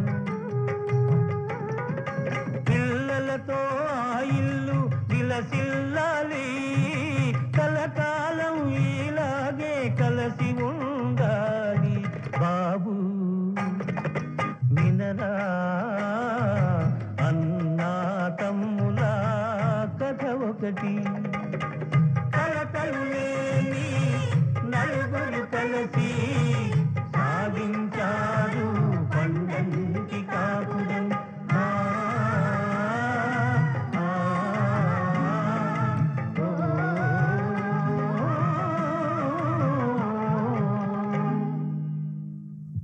అంటే అది అంత మహాకవి అలా ఒక వినయంగా, ఆయనకున్నంత వినయశీలత ఎవరికి లేదండి. అబ్బో, నాకు తెలిసి మేము తెలుగు చూసాంగా. కవుల్లో అమ్మో మీకు నేను మీకు తెలుసు, మీరు అన్నారు చాలా ఎప్పుడైనా. అండి, చాలా. ఎవ్వరు వచ్చినా కూడా అసలు చిన్న పెద్ద ఏమీ లేదండి. చిన్న పిల్లలకి ఆయన మర్యాద ఎందుకండి ఇవ్వాల్సింది అసలు? ఆ? అవును అందరినీ నిలబెట్టేసి ఎవరన్నా అవును వస్తే సమంగా ఇంట్రడ్యూస్ చేసేవాళ్ళు. అవును మా మేనకోడలు, పెద్ద పెద్ద మేనకోడలు, చిన్న మేనకోడలు, మా అవును బావగారు, మా చెల్లి అని. అసలు అనవసరం. కానీ అవును పిల్లల్ని ఏమంటారు, మీరు లోపల బాగుంటారా, అల్లరి చేయకండి అంటారు. కానీ ఆయన అట్లా కాదు. అవును. ఎందుకంటే ఇది మీరు చెప్పేవారు ఎప్పుడు ఇట్లా ఫంక్షన్స్ లో భోజనాలు అయ్యాక మీరంతా వారి చుట్టుపక్కల ఇట్లా కూర్చొని ఉంటే చెప్పా, అది అదే మొన్న కూడా చెప్పాను. చెప్పారు. అవును మేడం. అది చాలా అంటే అనుభవ ఆ జ్ఞాపకాలు. అలాగా అందరు అవును మనుషులు రావాలి, అంత కుటుంబం కలిసి ఉండాలి. ఉండాలి. కుటుంబం అంటే కేవలం తన భార్య పిల్లలు ఇది కాదు, కాదు అందరు కలిసి ఉండాలి అన్నది. కలిసి అంతే. ఉమ్మడి కుటుంబాలంటే నాకు చాలా ఇష్టం. చాలా ఇష్టం. లక్ష్మి గారు కూడా ఒకసారి మన ఇంటర్వ్యూలో చెప్తూ తర్వాత ఇందిరా గారు కూడా చెప్పారు. విషయం ఏంటంటే దాశరథి గారు అంత గొప్ప కవి, ఎప్పుడు కూడా నేను ఈ కవిత్వం రాశాను, ఈ పాట రాశాను అని చెప్పి ఇట్లా చెప్పుకోవడం గర్వంగా ఇలా చేయలేదంట. ఎక్కడ మా నాన్న కవి అన్న విషయం, మా నాన్న పాటలు రాశారన్న విషయం మేము సిల్వర్ స్క్రీన్ మీద టైటిల్స్ పడుతుంటే చూసామే కానీ మాతో ఎప్పుడు కూడా ఇట్లా గర్వంగా చెప్పుకోలేదు అని మేడం ఇందిరా గారు చెప్తుంటారు, ఎప్పుడు చెప్తుంటారు. అట్లా చాలా సందర్భాలు లక్ష్మి గారు కూడా ఇంటర్వ్యూస్ లో చాలా చెప్పిన సందర్భాలు ఉన్నాయి. అట్లా థియేటర్ లో చూసే వాళ్ళం. నారాయణ రెడ్డి గారు వీళ్ళంతా కూడా ఇంటికి ఎక్కువగా వచ్చేవారు అన్న, చాలా బిజీగా ఉండేది. ఆయన వీళ్ళ దగ్గర ఉన్నాడు కూడా, నారాయణ రెడ్డి గారు ఉన్నారు చాలా రోజులు. మా అమ్మ వాళ్ళు చెప్పేవాళ్ళు, వాళ్ళు ఆయనను కూడా అన్నయ్య అన్నయ్య అని చెప్పి పిలిచేవారంట. సో మా పిన్ని ఆయనని అన్నయ్య, వదినమ్మ ఏం వండి పెట్టింది నీకు అని చెప్పి జస్ట్ జోక్ అడుగుతుండే వాళ్ళట. చాలా మంచి బంధుత్వం కూడా వాళ్ళిద్దరిది అట్లా కలిసింది. రామలక్ష్మణులు అని పిలిచేవారు దాశరథి గారు, నారాయణ రెడ్డి గారు. ఎక్కడికి వెళ్ళినా కానీ రామలక్ష్మణులు అని పిలిచేవారు. తెలంగాణకు కవిత్వానికి రెండు కళ్ళు, ఒకటి దాశరథి గారు, నారాయణ రెడ్డి గారు. చాలా మంచి సందర్భం. సో వ్యక్తిగతంగా మీకు దాశరథి గారి పాటల్లో ఏ రకమైన పాటలు ఇష్టం? ఇందాక ఎన్ని రకాల పాటలు రాశారు చెప్పుకున్నాం మనం. అవును మేడం. ఉమ్? అవును సో మేడం. అందులో మీకు మీ ఇండివిజువల్గా మీకు పర్సనల్గా ఏ మేడం ఏ పాటలు ఇష్టం? నాకు బాగా నచ్చిన పాట, దాశరథి గారి ప్రతి పాట నాకు చాలా ఇష్టం. నాకు బాగా నచ్చిన పాట అంటే నేను పదే పదే ఎక్కువగా వినడం, ఎక్కువ ఈ పాట వింటుంటాను నేనంటే రాము సినిమాలో రారా కృష్ణయ్య. చాలా మంచి పాట. చాలా అంటే చాలా. అదే సినిమాలో మంటలు రేపే నెలరాజా. నెలరాజా అది నాకు చాలా ఇష్టం. అది సీనారాయణ రెడ్డి గారా? దాశరథి గారే. ఓకే. ఆ సినిమాలో అంటే 4 ఒక పాటలు. పాట ఇలాంటిదే ఇంకోటి ఉంటుంది, అది సీనారాయణ రెడ్డి గారు రాశారు. నాకు మల్లెలు మళ్ళీ అలారా మాలికలారా నాకు కన్ఫ్యూజ్ అవుతుంది ఒక్కోసారి అవి రెండు పాటలు. అవును. నాకు ఆ పాట ఎక్కువ ఎందుకు ఇష్టం అంటే, మంటలు రేపే ఎక్కువ ఎందుకు వింటానంటే, దాంట్లో ఒక లైన్ ఉంటుందండి, ఆకాశానికి అంతుంది నా ఆవేదనకు అంతే లేదు. అవును. మేఘంలో నా మెరుపుంది నా జీవితమందున వెలుగేది, మదిలో శాంతి లేనప్పుడు ఈ మనిషిని దేవుడు చేశాడు, సుఖము శాంతి ఆనందం నా నొసటన రాయుట మరిచాడు. గ్రేట్ ఇమాజినేషన్ కాదు, అది ట్రూ. ఎందుకనంటే మనిషిని దేవుడు తయారు చేసేటప్పుడు దేవుడికే మనశ్శాంతి లేదంట. దేవుడికే మనశ్శాంతి లేనప్పుడే మనిషిని తయారు చేశాడు కాబట్టి మనిషికి మనశ్శాంతి లేకుండా అయిపోయింది. మామూలు ఎక్స్ప్రెషన్ కాదు, పొయిటిక్. తీగలు తెగిన వీణియపై ఇక తీయని రాగం పలికేనా, ఇసుక ఎడారిని ఎప్పుడైనా ఒక చిన్న గులాబీ విరిసేనా. అంటే బాధతో ఉన్నప్పుడు టోటల్ లైఫ్ అంతా బాధే. ఆ బాధలో సంతోషాన్ని చూడాలి.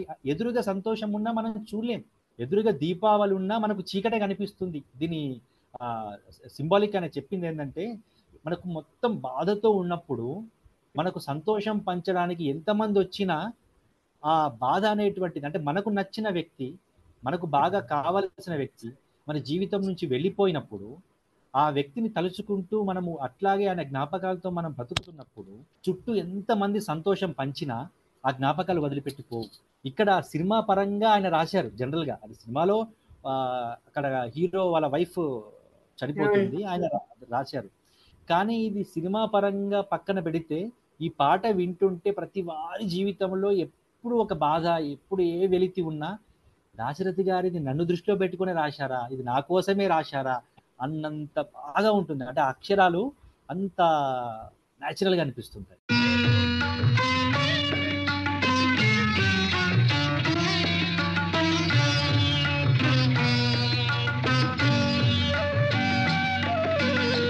మంటలు రేపే నెలరాజా ఈ తుంటరితనము ఏకేలా, మంటలు రేపే నెలరాజా ఈ తుంటరితనము ఏకేలా, వలపులు రేపే విరులారా ఈ శిలపై రాలిన ఫలమేమి, మంటలు రేపే నెలరాజా ఈ తుంటరితనము నీచేలా.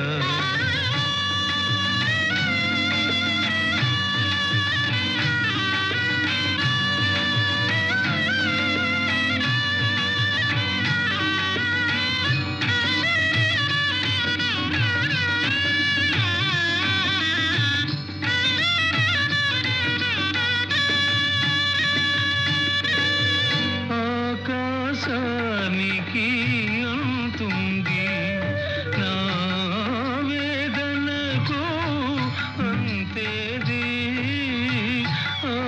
ఆకాశానికి అంతుంది నా వేదనకు అంతేది, మేఘములో నా మెరుపుంది నా జీవితమందున వెలుగేది, మంటలు రేపే నెలరాజా ఈ తుంటరితనము నీకేలా.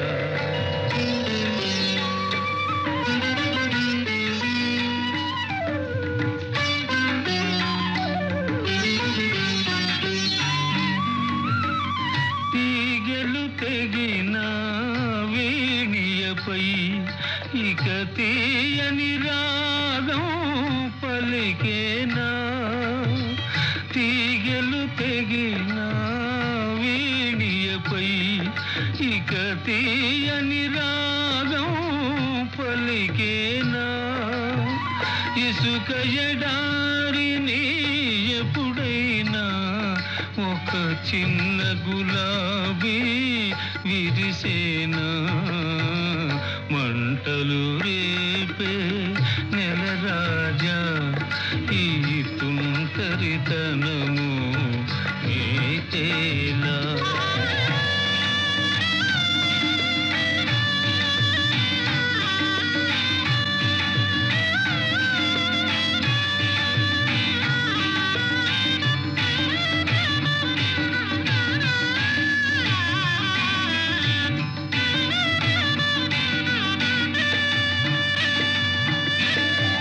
మదిలో శాంతి లేనప్పుడు ఈ మనిషిని దేవుడు చేశాడు, మదిలో శాంతి లేనప్పుడు ఈ మనిషిని దేవుడు చేశాడు, సుఖము శాంతి ఆనందం నా నొసటను వ్రాయుట మరిచాడు, మంటలు రేపే నెలరాజా ఈ తుంటరితనము మీకేలా, వలపులు రేపే విరులారా ఈ శిలపై రాలిన ఫలమేమి, మంటలు రేపే నెలరాజా ఈ తుంటరితనము నీకేలా.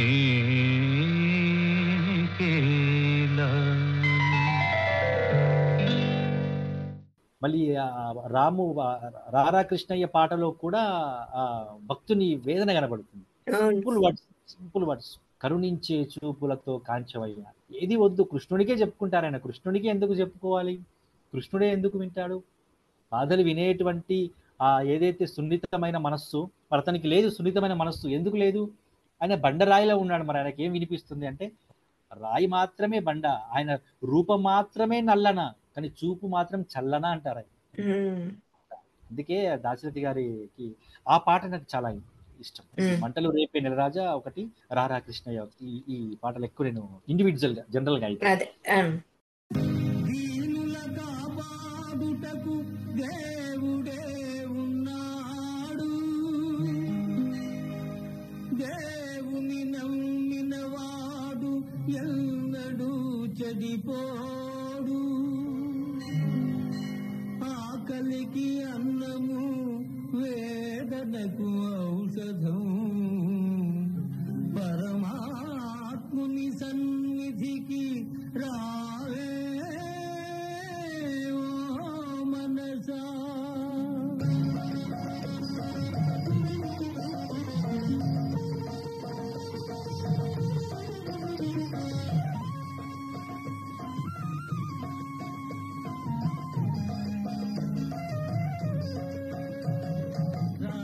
కృష్ణయ్య రారా కృష్ణయ్య, దీనులను కాపాడ రారా కృష్ణయ్య, రారా కృష్ణయ్య రారా కృష్ణయ్య, దీనులను కాపాడ రారా కృష్ణయ్య, రారా కృష్ణయ్య రారా.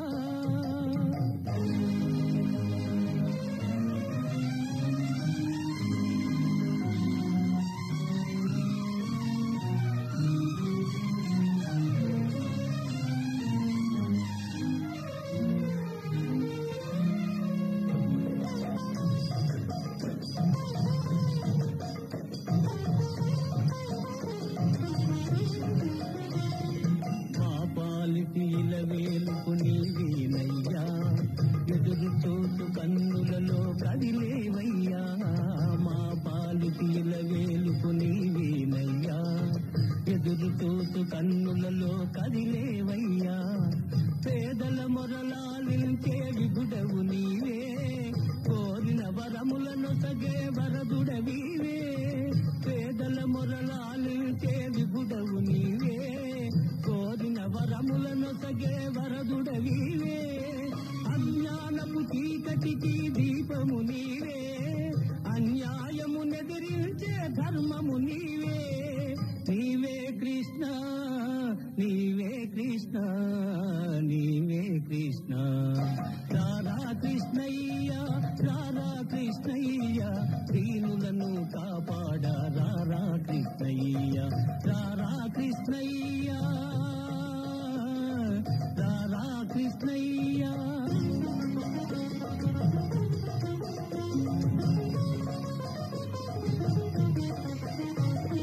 కుంటివాణి నడిపించే బృందావనం, వృద్ధివాడు చూడగలుగు బృందావనం. కుంటివాణి నడిపించే బృందావనం, వృద్ధివాడు చూడగలుగు బృందావనం. మూఢునికి జ్ఞానమొసగు బృందావనం, మూగవాణి పలికించే బృందావనం. మూఢునికి జ్ఞానమొసగు బృందావనం, మూగవాణి పలికించే బృందావనం. అందరినీ ఆదరించు సన్నిధానం, అభయమిచ్చి దీవించే సన్నిధానం. సన్నిధానం దేవుని సన్నిధానం, సన్నిధానం. రారా కృష్ణయ్య, రారా కృష్ణయ్య, దీనులను కాపాడ రారా కృష్ణయ్య. రారా కృష్ణయ్య. కృష్ణ కృష్ణ కృష్ణ కృష్ణ.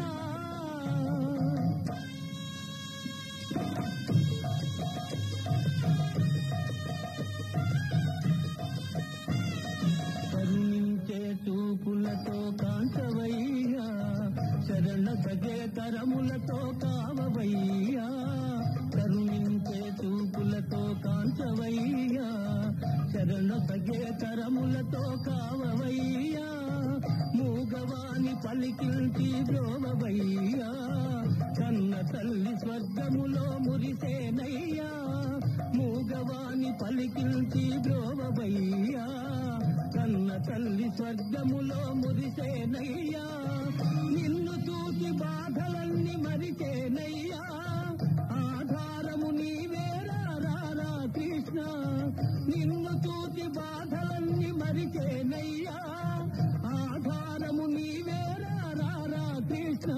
కృష్ణ కృష్ణ రారా కృష్ణ. రారా కృష్ణయ్య, రారా కృష్ణయ్య, దీనులను కాపాడ రారా కృష్ణయ్య. రారా కృష్ణయ్య, రారా కృష్ణయ్య.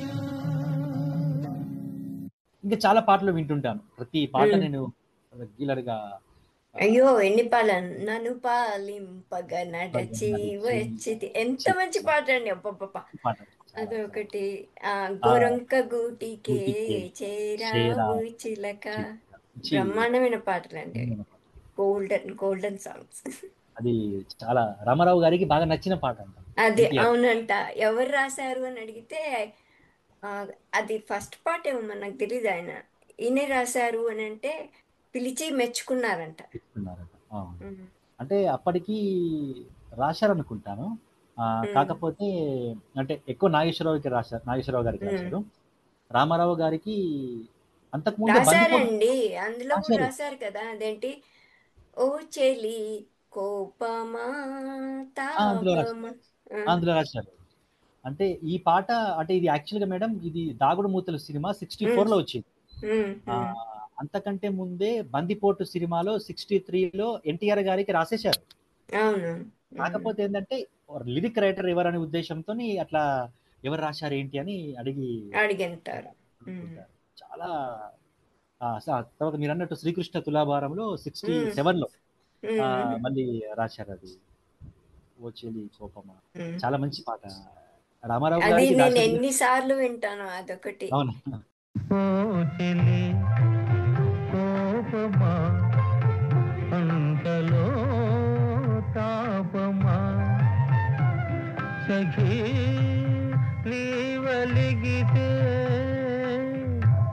నే తాళదానా ఓ చెలి కోపమా అంతలో తాపమా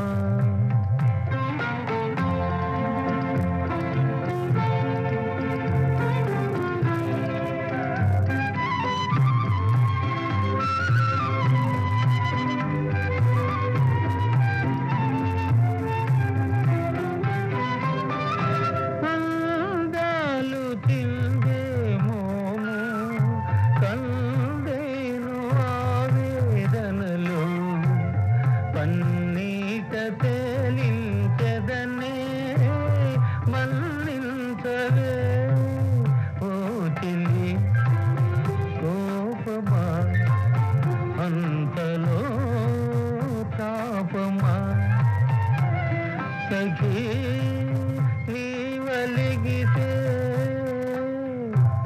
నే తాళదానా ఓ చెలి కోపమా అంతలో తాపమా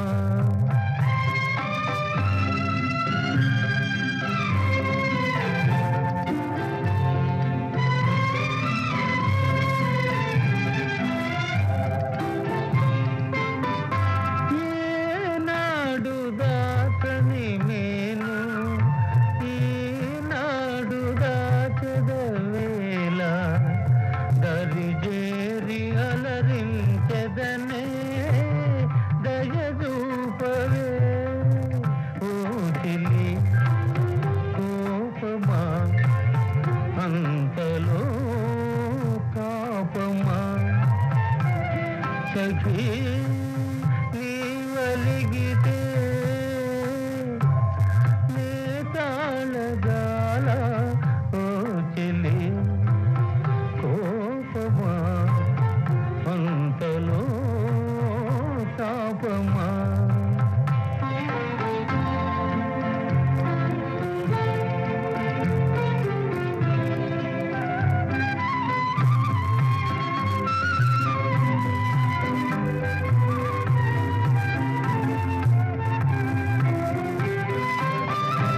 ఈ మౌనమో పగలేని విరహాలు సైపగలేని తల వంచి నీ పదములకు మృక్కేనులే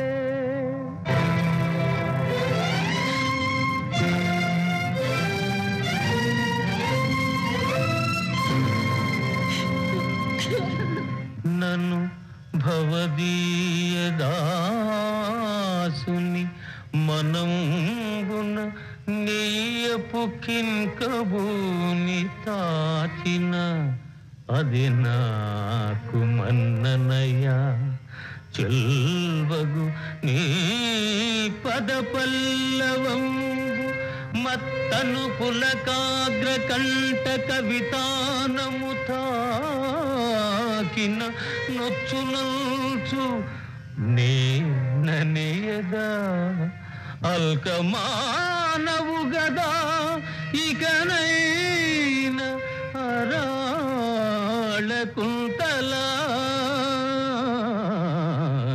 ఆ ఆ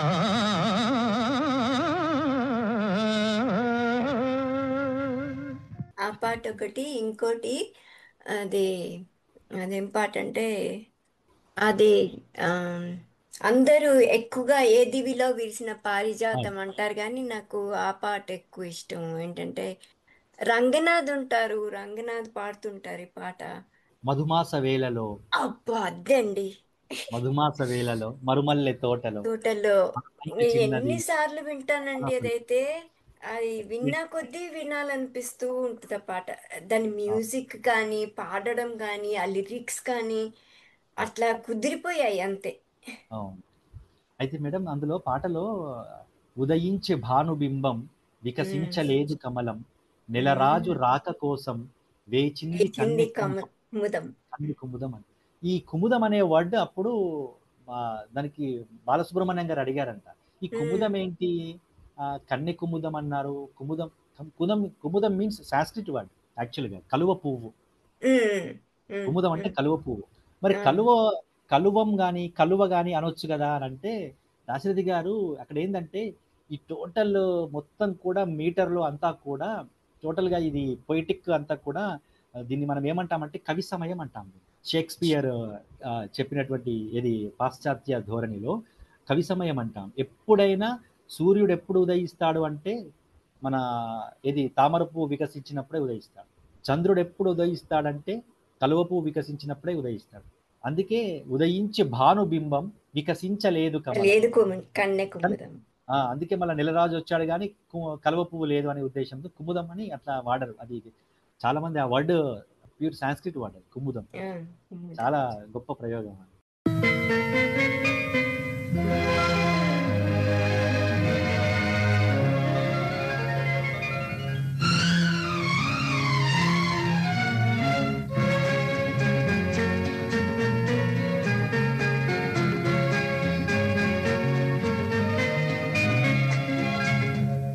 మధుమాస వేళలో మరుమల్లె తోటలు, మధుమాస వేళలో మరుమల్లె తోటలు, మనసైన చిన్నది లేదేలను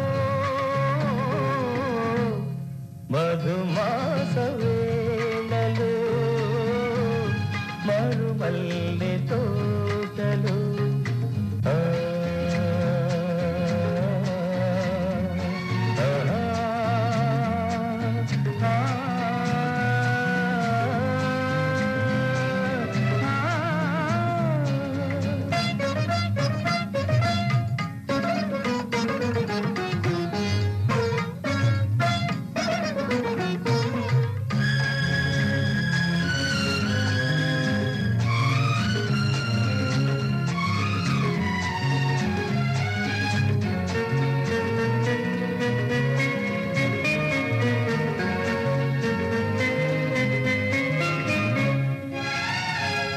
ఆడింది పూల కొమ్మ, పాడింది కోయిలమ్మ, అనురాగ మందిరంలో కనరాదు పైడి బొమ్మ, ప్రణయాలు పొంగే ప్రణయాలు పొంగే వేళ నాలో రగిలే ఏదో జ్వాల, మధుమాస వేళలో మరుమల్లె తోటలో.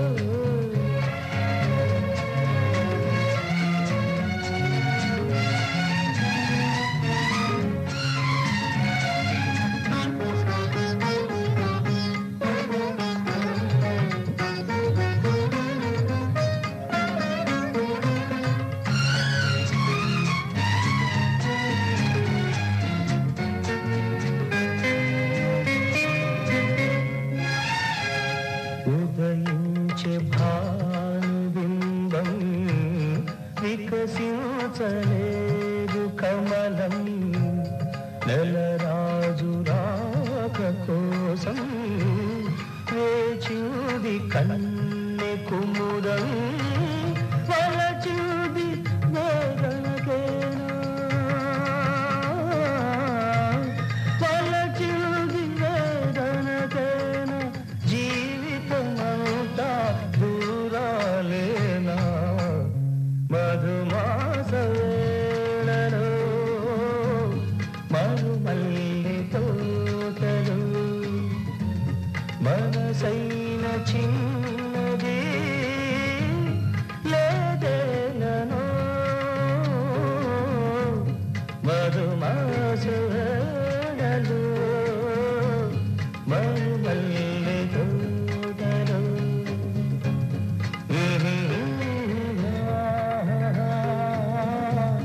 మరుమల్లె తోటలు.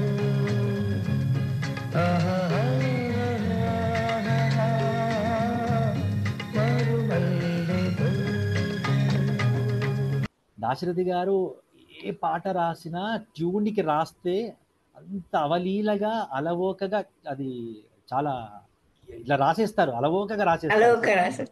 గోదావరి గట్టుంది 6 నిమిషాల్లో రాశారు. 6 నిమిషాలు రాశారంట. అది తమిళ ట్యూన్కి మళ్ళీ తమిళ ట్యూన్.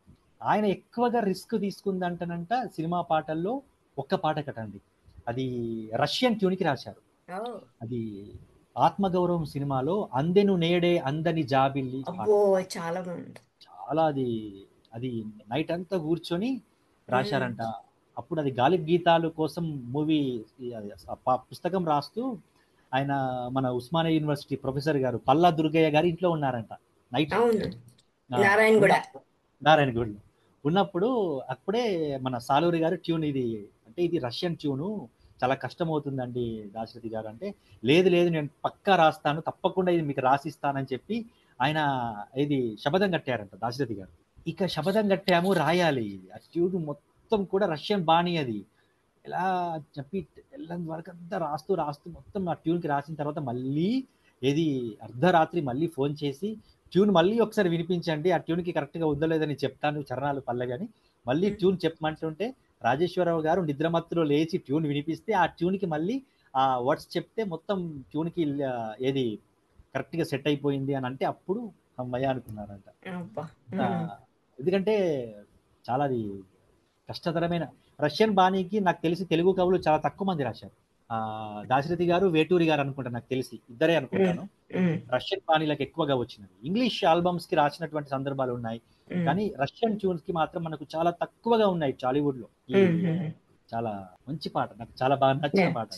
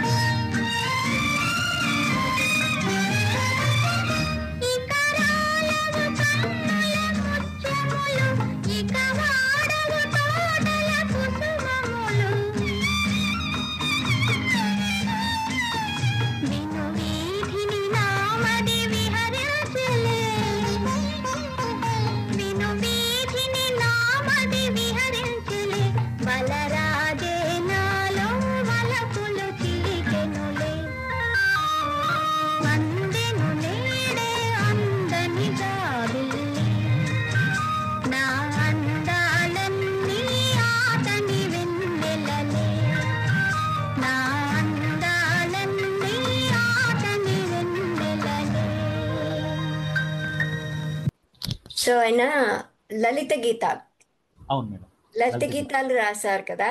అందులో ఒక పాట తల నిండా పూదండ దాల్చిన రాణి, అలాంటి పాటలు కూడా అది ఉన్నాయి. ఘంటసాల గారు అడిగి తీసుకొని ఆయన అవును పాడుకున్నారంట. అది పాడుకున్నారు. Private song. ప్రైవేట్ లలిత సాంగ్. ఆ, అవును. నాకు అయితే ఇవయ్యా నా అన్నారు. కవిత కవిత లాగా పెట్టుకున్నారంట. ఆయన అవును. ఇంటికి వెళ్ళినప్పుడు వీళ్ళ ఇంటికి వచ్చినప్పుడు చూసారంట. అబ్బాయి ఈ అవును. కవిత చాలా బాగుందయ్యా అని ఉమ్. ఆ, నాకు ఇస్తావా, నేను పాట కట్టుకున్నానంటే ఓ తీసుకోండి మహద్భాగ్యం అని చెప్పేసి ఇచ్చారంట. ఆ, అది వెలిగించవే చిన్ని వలపు దీపం, అది కూడా అది కూడా ఘంటసాల. ఆయన 2 పాటలు ఆయన తీసుకున్నారు. పాడారు. ఆ, ఎందుకంటే Yeah. దాశరథి గారు అప్పుడు మనకు రేడియోలో చేస్తున్నప్పుడు అవును, రేడియో కోసమని లలిత గీతాలు దేశభక్తి గీతాలు కూడా రాశారు. రాశారు. పొద్దున వచ్చేవి చూడండి పొద్దునొచ్చింది. ఆకాశవాణిలో అవును మేడం. దేశభక్తి గీతాలు వచ్చేవి, వచ్చేది కోరస్ పాటలు. కోరస్ పాటలు. ఆ, అందులో ఆయన పాటలు చాలా వచ్చేవి. చాలా. ఉమ్. పిల్లల్లారా పాపల్లారా అబ్బో, రేపటి అదైతే భారత చెప్పదు. పౌరుల్లారా. అవన్నీ అయితే మేము పిల్లలం ఎప్పుడు నేర్చుకునేవాళ్ళం. ఆయన పిల్లల పాట రాస్తే వాళ్ళందరూ నేర్చేసుకోవాలి. అవును. నేను 4th క్లాస్లో ఉన్నప్పుడు మాకు ఇండిపెండెన్స్ డే అప్పుడు, రిపబ్లిక్ డే అప్పుడు మాకు పాటలు నేర్పించేవాళ్ళు. ఉమ్, ఆ, అప్పుడు భారతీయ వీరులం భరతమాత బిడ్డలం అని దాశరథి గారు రాసినటువంటి అది దేశభక్తి గీతం, అది లలిత గీతం కిందే రేడియోలో వచ్చేది. ఆహా. మా నాన్నమ్మ మాకు చెప్తుండేవారు ఆ పాట, భారతీయ వీరులం భరతమాత బిడ్డలం. ఆ దాశరథి గారిదే. అది నాకు 4th క్లాస్ లో మేము ఎప్పుడు ఫ్లాగ్ హోస్టింగ్ అప్పుడు స్కూల్లో మేము ఇది పాడేది. నాకు 9th క్లాస్ లో తెలిసింది దాశరథి గారు రాశారు అని అప్పుడు విషయం. వావ్. అట్లా చాలా పాటలు రేడియో కోసమనే దాదాపు ఒక 50 పాటలు రాసి ఒక బుక్ వేశారు ఆయన 1959లో, 59లో నవమంజరి అని. ఓ అదేనా నవమంజరి.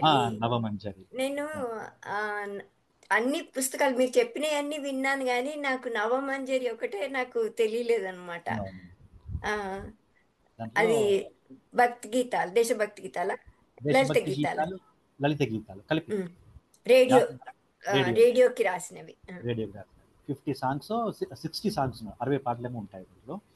దాంట్లో చాలా పాటలు మన ఇది దేశ దేశాలలో దీపాలు దీపాలు, తిమిర లోకము మీద కోపాలు తాపాలు, కళ్ళపై రేటి కటిక చీకటి నెల్ల కడిగేటి బంగారు చలువ కాంతుల జాలు, మినుకు మినుకున దివ్వె వెలిగించబోకే మనసులో నా దివ్వె మార్పేయబోకే అని.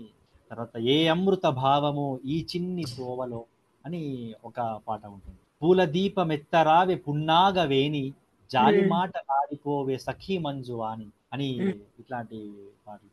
వదినమ్మ మాటంటే 100 వరహాలు, వదినమ్మ పాటలో మధుర వీణళ్ళు, చీకట్లు విడగొట్టు చిగురు వెన్నెల్లు, చిందించు మా వదిన చిన్ని మోముళ్ళు, మా వదిన తల నిమిరి మమ్ములాలిస్తే మనసులో శోకాలు మరచిపోవాలి, అమ్మయ్య మమ్ములను తాను పెంచేను, అక్కయ్య మమ్ములని తాను ఆదరించేను, కొట్టదు తిట్టదు కోపమ్ము గొనదు, కొంచెమైనా నొచ్చుకొను మాటలనదు, ఎందరికైనను ఇట్టె వడ్డించు, ఎంతమందినైనను ఇట్టె లాలించు అని ఉంటుంది. అది అంటే వదినమ్మ గురించి అని ఒక గేయం. అది మా అత్త గురించే రాసి ఉంటారు. అవును మేడం. చాలా ఎందుకంటే మా ఆయనకి 3 చెల్లెళ్ళు కదా. అవును మేడం. ఆమె చూసుకున్నారు. అంటే వీళ్ళే కదా వాళ్ళని పెంచి పెద్ద చేసి పెళ్లిళ్ళు చేశారు. సో మా అమ్మకైతే చాలా ఇష్టం ఉండేది. ఎప్పుడు వదిన వదిన అని బాగా ఉండేవాళ్ళు. ఇదే అంటే వదిన గారి గురించి ఇక్కడ లలిత గీతంతో పాటు అమృతాభిషేకంలో ఒక పద్యం ఉంటుంది. మా వధూనిక మృదు మధుర హాసమ్ములో దుఃఖాలు పలుచనై తొలగిపోవు అంటారు. ఆమె మాట్లాడుతుంటే ఆమె యొక్క చిరునవ్వులకి వేప కొమ్మల చేదు విరిగిపోవు అని రాశారు. అలాంటి గొప్ప వదిన గారి మీద, అమ్మ మీద చాలా మంచి. ఇలా లలిత గీతాలు అయితే చాలా ఎక్కువగా రేడియోలో లలిత గీతాలు నాన్నగారు చిన్నప్పుడు వినేదంట. లలిత గీతం అంటే ఈ మాసపు పాట అని వచ్చేది. అది మేము నేర్చుకునే వాళ్ళం. నెల మొత్తం ఒకటే పాట వచ్చేది. అవును. చిత్తరంజన్ గారు చేసేవాళ్ళు. చిత్తరంజన్ చిత్తరంజన్ గారు గారు. చేశారు. ఉమ్. ఎం చిత్తరంజన్ గారు, అదే చిత్తరంజన్ గారు మా నాన్నగారు రాసినటువంటి లలిత గీతం ఒకటి పాడారు అన్నమాట. అబ్బో. ఆహా. అక్షరాలు నేర్వగా రారండి. అప్పుడు ఉమ్. నాన్నగారు డిగ్రీ అప్పుడు దాశరథి ఉమ్. గారు ఎక్స్పైర్ అయ్యారు 89 లో అనుకుంటుంది. ఉమ్. చిత్తరంజన్ గారు నాన్నగారి పాట పాడడం అప్పుడు చెప్పేవారంట, దాశరథి గారి ఇట్లా లలిత గీతాలు మేము పాడేవాళ్ళం ఇట్లా అని అప్పుడు ఉమ్. నాన్నగారు చెప్పేవారంట. ఉమ్. ఎక్కువగా లలిత గీతం వినిపించింది రేడియోలో అంటే దాశరథి గారు, కృష్ణ శాస్త్రి గారు ఆ, ఇద్దరికి ఎక్కువగా అవునా. వినిపించేది. ఉమ్. చాలా మంచి ఇద్దరు కలిసి వాళ్ళిద్దరు మంచి ఫ్రెండ్స్ కదా. అవును ఇద్దరు మేడం. చాలా మంచి స్నేహితులు. 6 years కొలీగ్స్ అంట. ఉమ్. ఇక్కడే వచ్చేవారు మన లక్డీకప్పుల్లో మన అసెంబ్లీకి అపోజిట్ లో గోపి హోటల్ ఒకటి ఆ, ఉండేది. అసెంబ్లీకి ఆహా. అపోజిట్ ఆ హోటల్లో ప్రతిరోజు అక్కడ మధ్యాహ్నం ఇడ్లీ స్పెషల్ అంట. ఓకే. ఇడ్లీ తింటూ మాట్లాడుకునే వాళ్ళంట.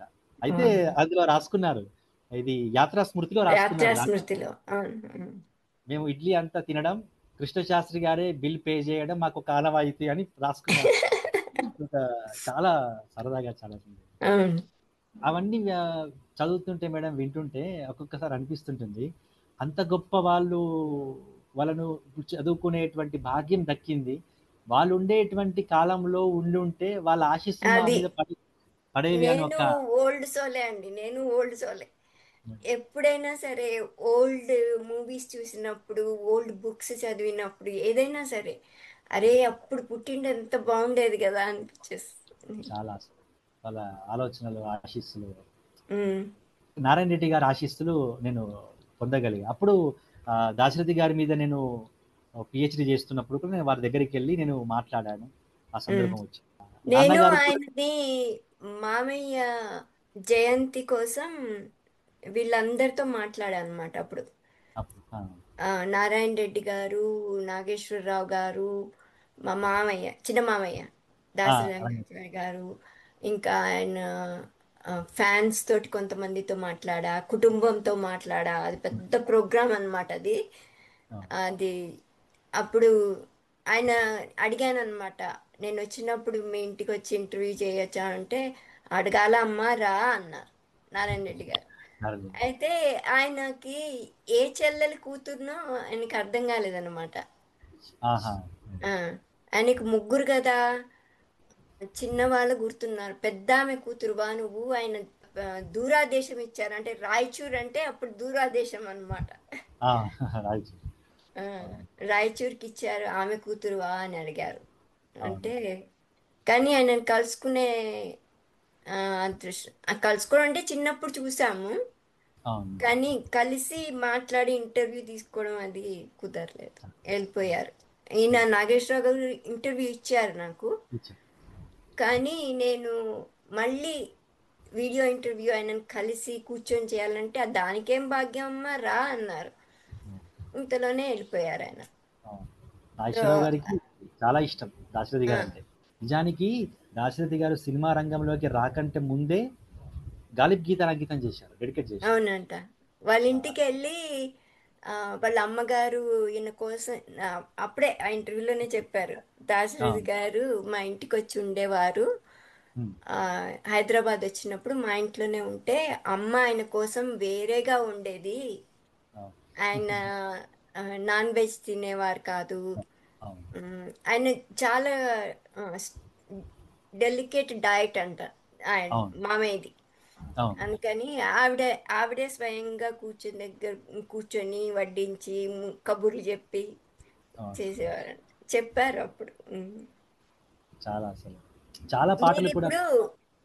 మీరు ఇప్పుడు మీరు కవిత్వంతో పాటు సినిమా పాటలు కూడా రాస్తున్నారు కదా. అవును. సో మీరు అనుకున్నారా సినిమా పాటలు రాస్తాను అని, మీరు ఎప్పుడన్నా అనుకున్నారా? సంకల్పం ఉంది మేడం. అంటే ముందు నుంచి నాకు ఒక ఆలోచన ఉండేది, అంటే ఏంటంటే సినిమా కవిగా రాణించాలి, సినిమా రంగంలో అడుగు పెట్టాలి అని ఉండేది. కాకపోతే అవకాశం మాత్రం నేను తనంతట తానే వచ్చింది, నేను అడగకుండానే, నేను ప్రయత్నం చేయకుండానే అవకాశం వచ్చింది. తల్లాడ సాయి కృష్ణ గారు దర్శకులు, ఆ మూవీకి నాకు ఒక్కడే నెంబర్ 1 సినిమాకి అదొక అదృష్టంగా నేను భావిస్తాను. ఎందుకనంటే అంటే కవిత్వం రాస్తూ ఇటు సినిమా పాటలు రాయడం అనేటువంటిది చాలా మంది ఉన్నారు సినిమా కవులు. అంటే కేవలం సినిమా మీద మాత్రమే ఫోకస్ చేస్తూ లేదా ఓన్లీ కవిత్వం మీద మాత్రమే ఫోకస్ చేస్తూ చాలా మంది ఉన్నారు. కానీ కవిత్వం, సినిమా పాట రెండింటిని బేస్ చేసుకొని రాసినటువంటి కవులు తెలుగులో చాలా తక్కువ మంది ఉన్నారు. ఇప్పుడు శ్రీశ్రీ గారు, తర్వాత ఆరుద్ర గారు, దాశరథి గారు, కృష్ణ శాస్త్రి గారు, నారాయణ రెడ్డి గారు, వీరే. మిగతా వాళ్ళంతా కూడా కేవలం సినిమానో లేకుంటే కవిత్వమో అట్లాగే ఉన్నారు. ఇట్లా కేవలం వీరే ఉన్నారు. అదొక్కటి నాకు, ఎందుకంటే వాళ్ళ కవిత్వం చదువుతూ అదే అడగబోయా నేను, వాళ్ళ ప్రభావం ఉందా మీకు? ఉంది మేడం. ఎందుకంటే దాశరథి గారు ముందు కవి, అవును, తర్వాత సినీ కవిత్వం ఆయనని వెతుక్కుంటూ వచ్చింది కదా. అంతే మేడం. సో ఆయనకి సాహిత్య రంగం, కవిత్వం ఇవి ఆయనకి ముందు. రెండు కళ్ళని కూడా చెప్పలేము, ఇది ఎక్కువ ఇంపార్టెన్స్ ఆయన కవిత్వంది.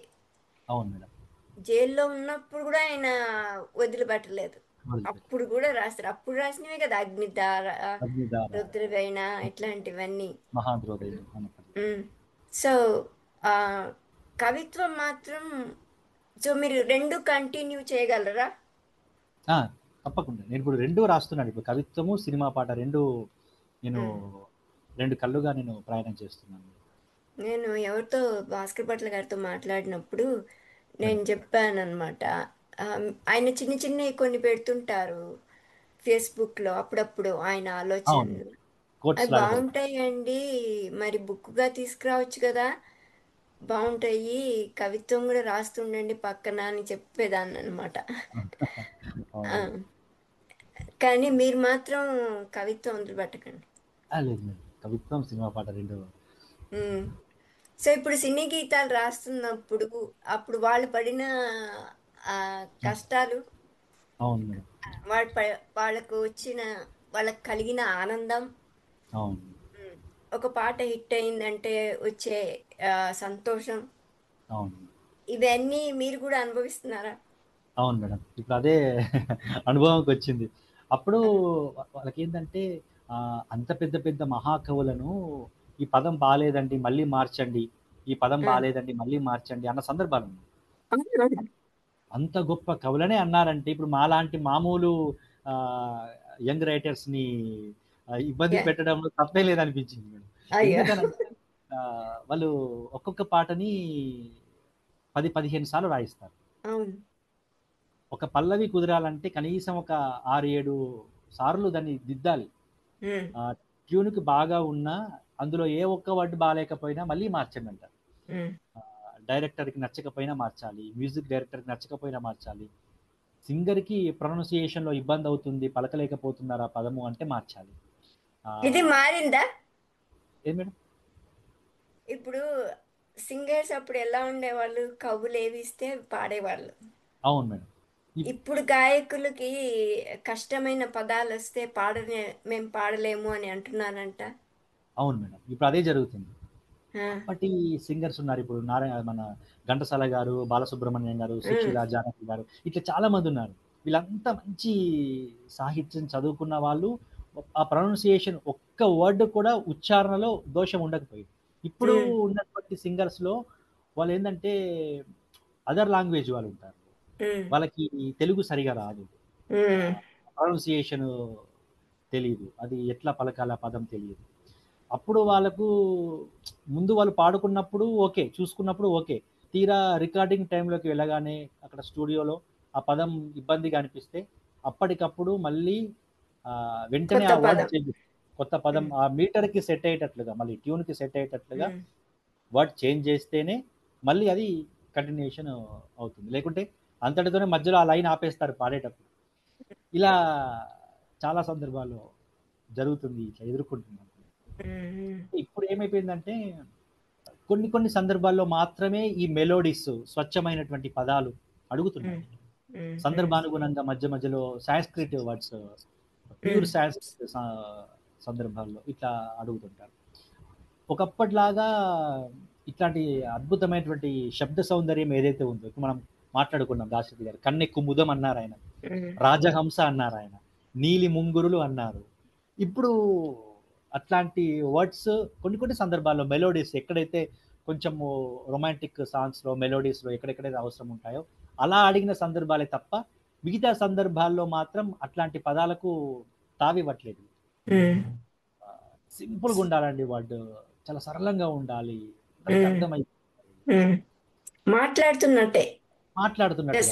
మాట్లాడుతున్నట్టుగానే అనిపిస్తాయి ఆ పాటలు. చంద్రబోస్ గారితో ఒకసారి మాట్లాడుతున్నప్పుడు ఆయన అన్నారు, ఏమన్నారంటే దాశరథి గారి పాట ఎట్లా ఉంటుందంటే ఆయన ఆ తరం వాళ్ళకే అర్థమవుతుంది అన్నట్లుగా రాయలేదు పాట. ఏ తరమైనా నా పాట పాడుకోవాలి. ఇప్పుడు కవిత్వం ఉంది, అగ్నిధార ఉంది, రుద్రవీణ ఉంది, పుస్తకం అనేటువంటి జ్ఞానం ఉన్న వాళ్ళు మాత్రమే అగ్నిధార తీసి చదివితే పద్యం.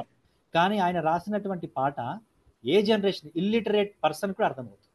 ఓ బంగారు రంగుల చిలక పలుకవే, ఓ అల్లరి చూపుల రాజా ఏమని, నా మీద ప్రేమే ఉందని, నా పైన అలకే లేదని. సింపుల్, ఇందులో అర్థం కాని వర్డ్ ఒక్కటి కూడా లేదు. అంటే అట్లా పాట సినిమా పరంగా రాయాల్సి వస్తే ఒక పాట ఎట్లా ఉంటుందంటే ఈ పరంగా. ఓకే అండి, దాశరథి గారి 100వ జయంతి ఉత్సవాల సందర్భంగా నేను అడగగానే మీరు ఇంటర్వ్యూ ఇచ్చినందుకు చాలా చాలా ధన్యవాదాలండి. ఎన్ని విషయాలు చెప్పారో పాటల గురించి, వాటి గురించి. ఇలాంటి ఇంటర్వ్యూ చేయాలని నాకు ఎప్పటి నుంచో కోరికగా ఉండింది. ఆయన పాటల గురించి, ఆయన కవిత్వం గురించి 2 రకాలుగా మీరు చెప్పారు. ఆయన పద్యాల గురించి, కవితల గురించి, ఇటు సినిమా పాటల గురించి, లలిత గీతాల గురించి అన్నీ మాకు విపులంగా చెప్పారు. దానికి చాలా చాలా ధన్యవాదాలండి.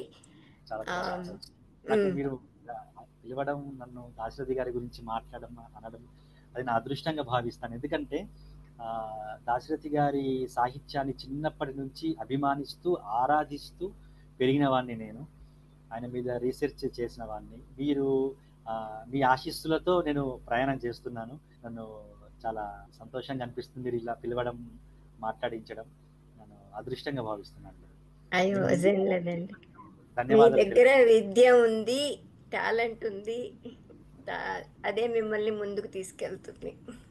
ఓకే, థ్యాంక్ యూ అండి. నమస్కారం.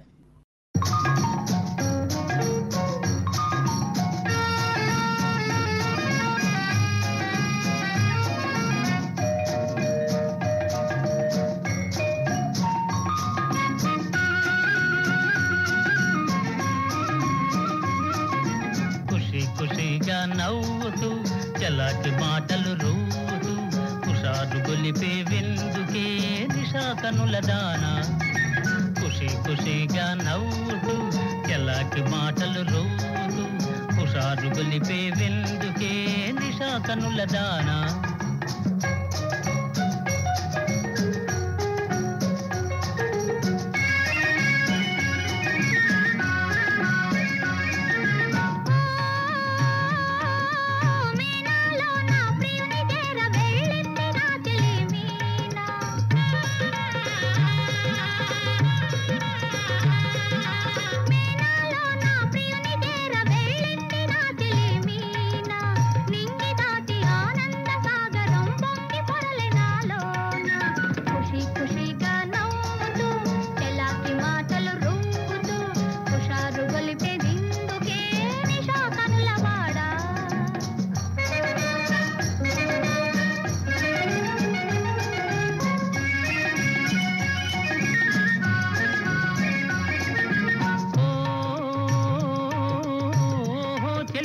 నీవు కూడా ఓ పెళ్లి పల్లకి చూసుకో.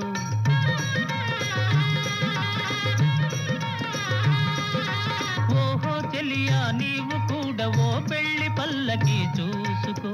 హాయి గొలుపు సన్నాయి పాటలో వలపు బాటలే వేసుకో.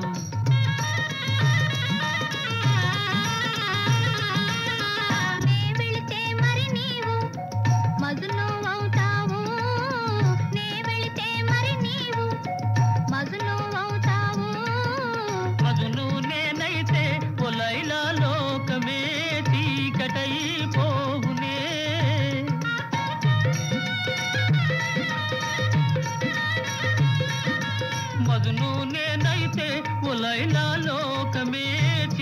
ఒకటైపోవునే. ఖుషి ఖుషిగా నవ్వుతూ చెలాకి మాటలు రుంపుతూ హుషారుగా ఉందాములే నిషా కనులవాడా.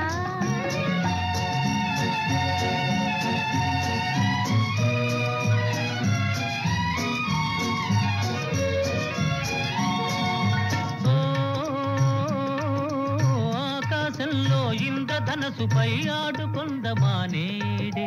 నీలి నీలి మేఘాల రథముపై తేలిపోదమీనాడే.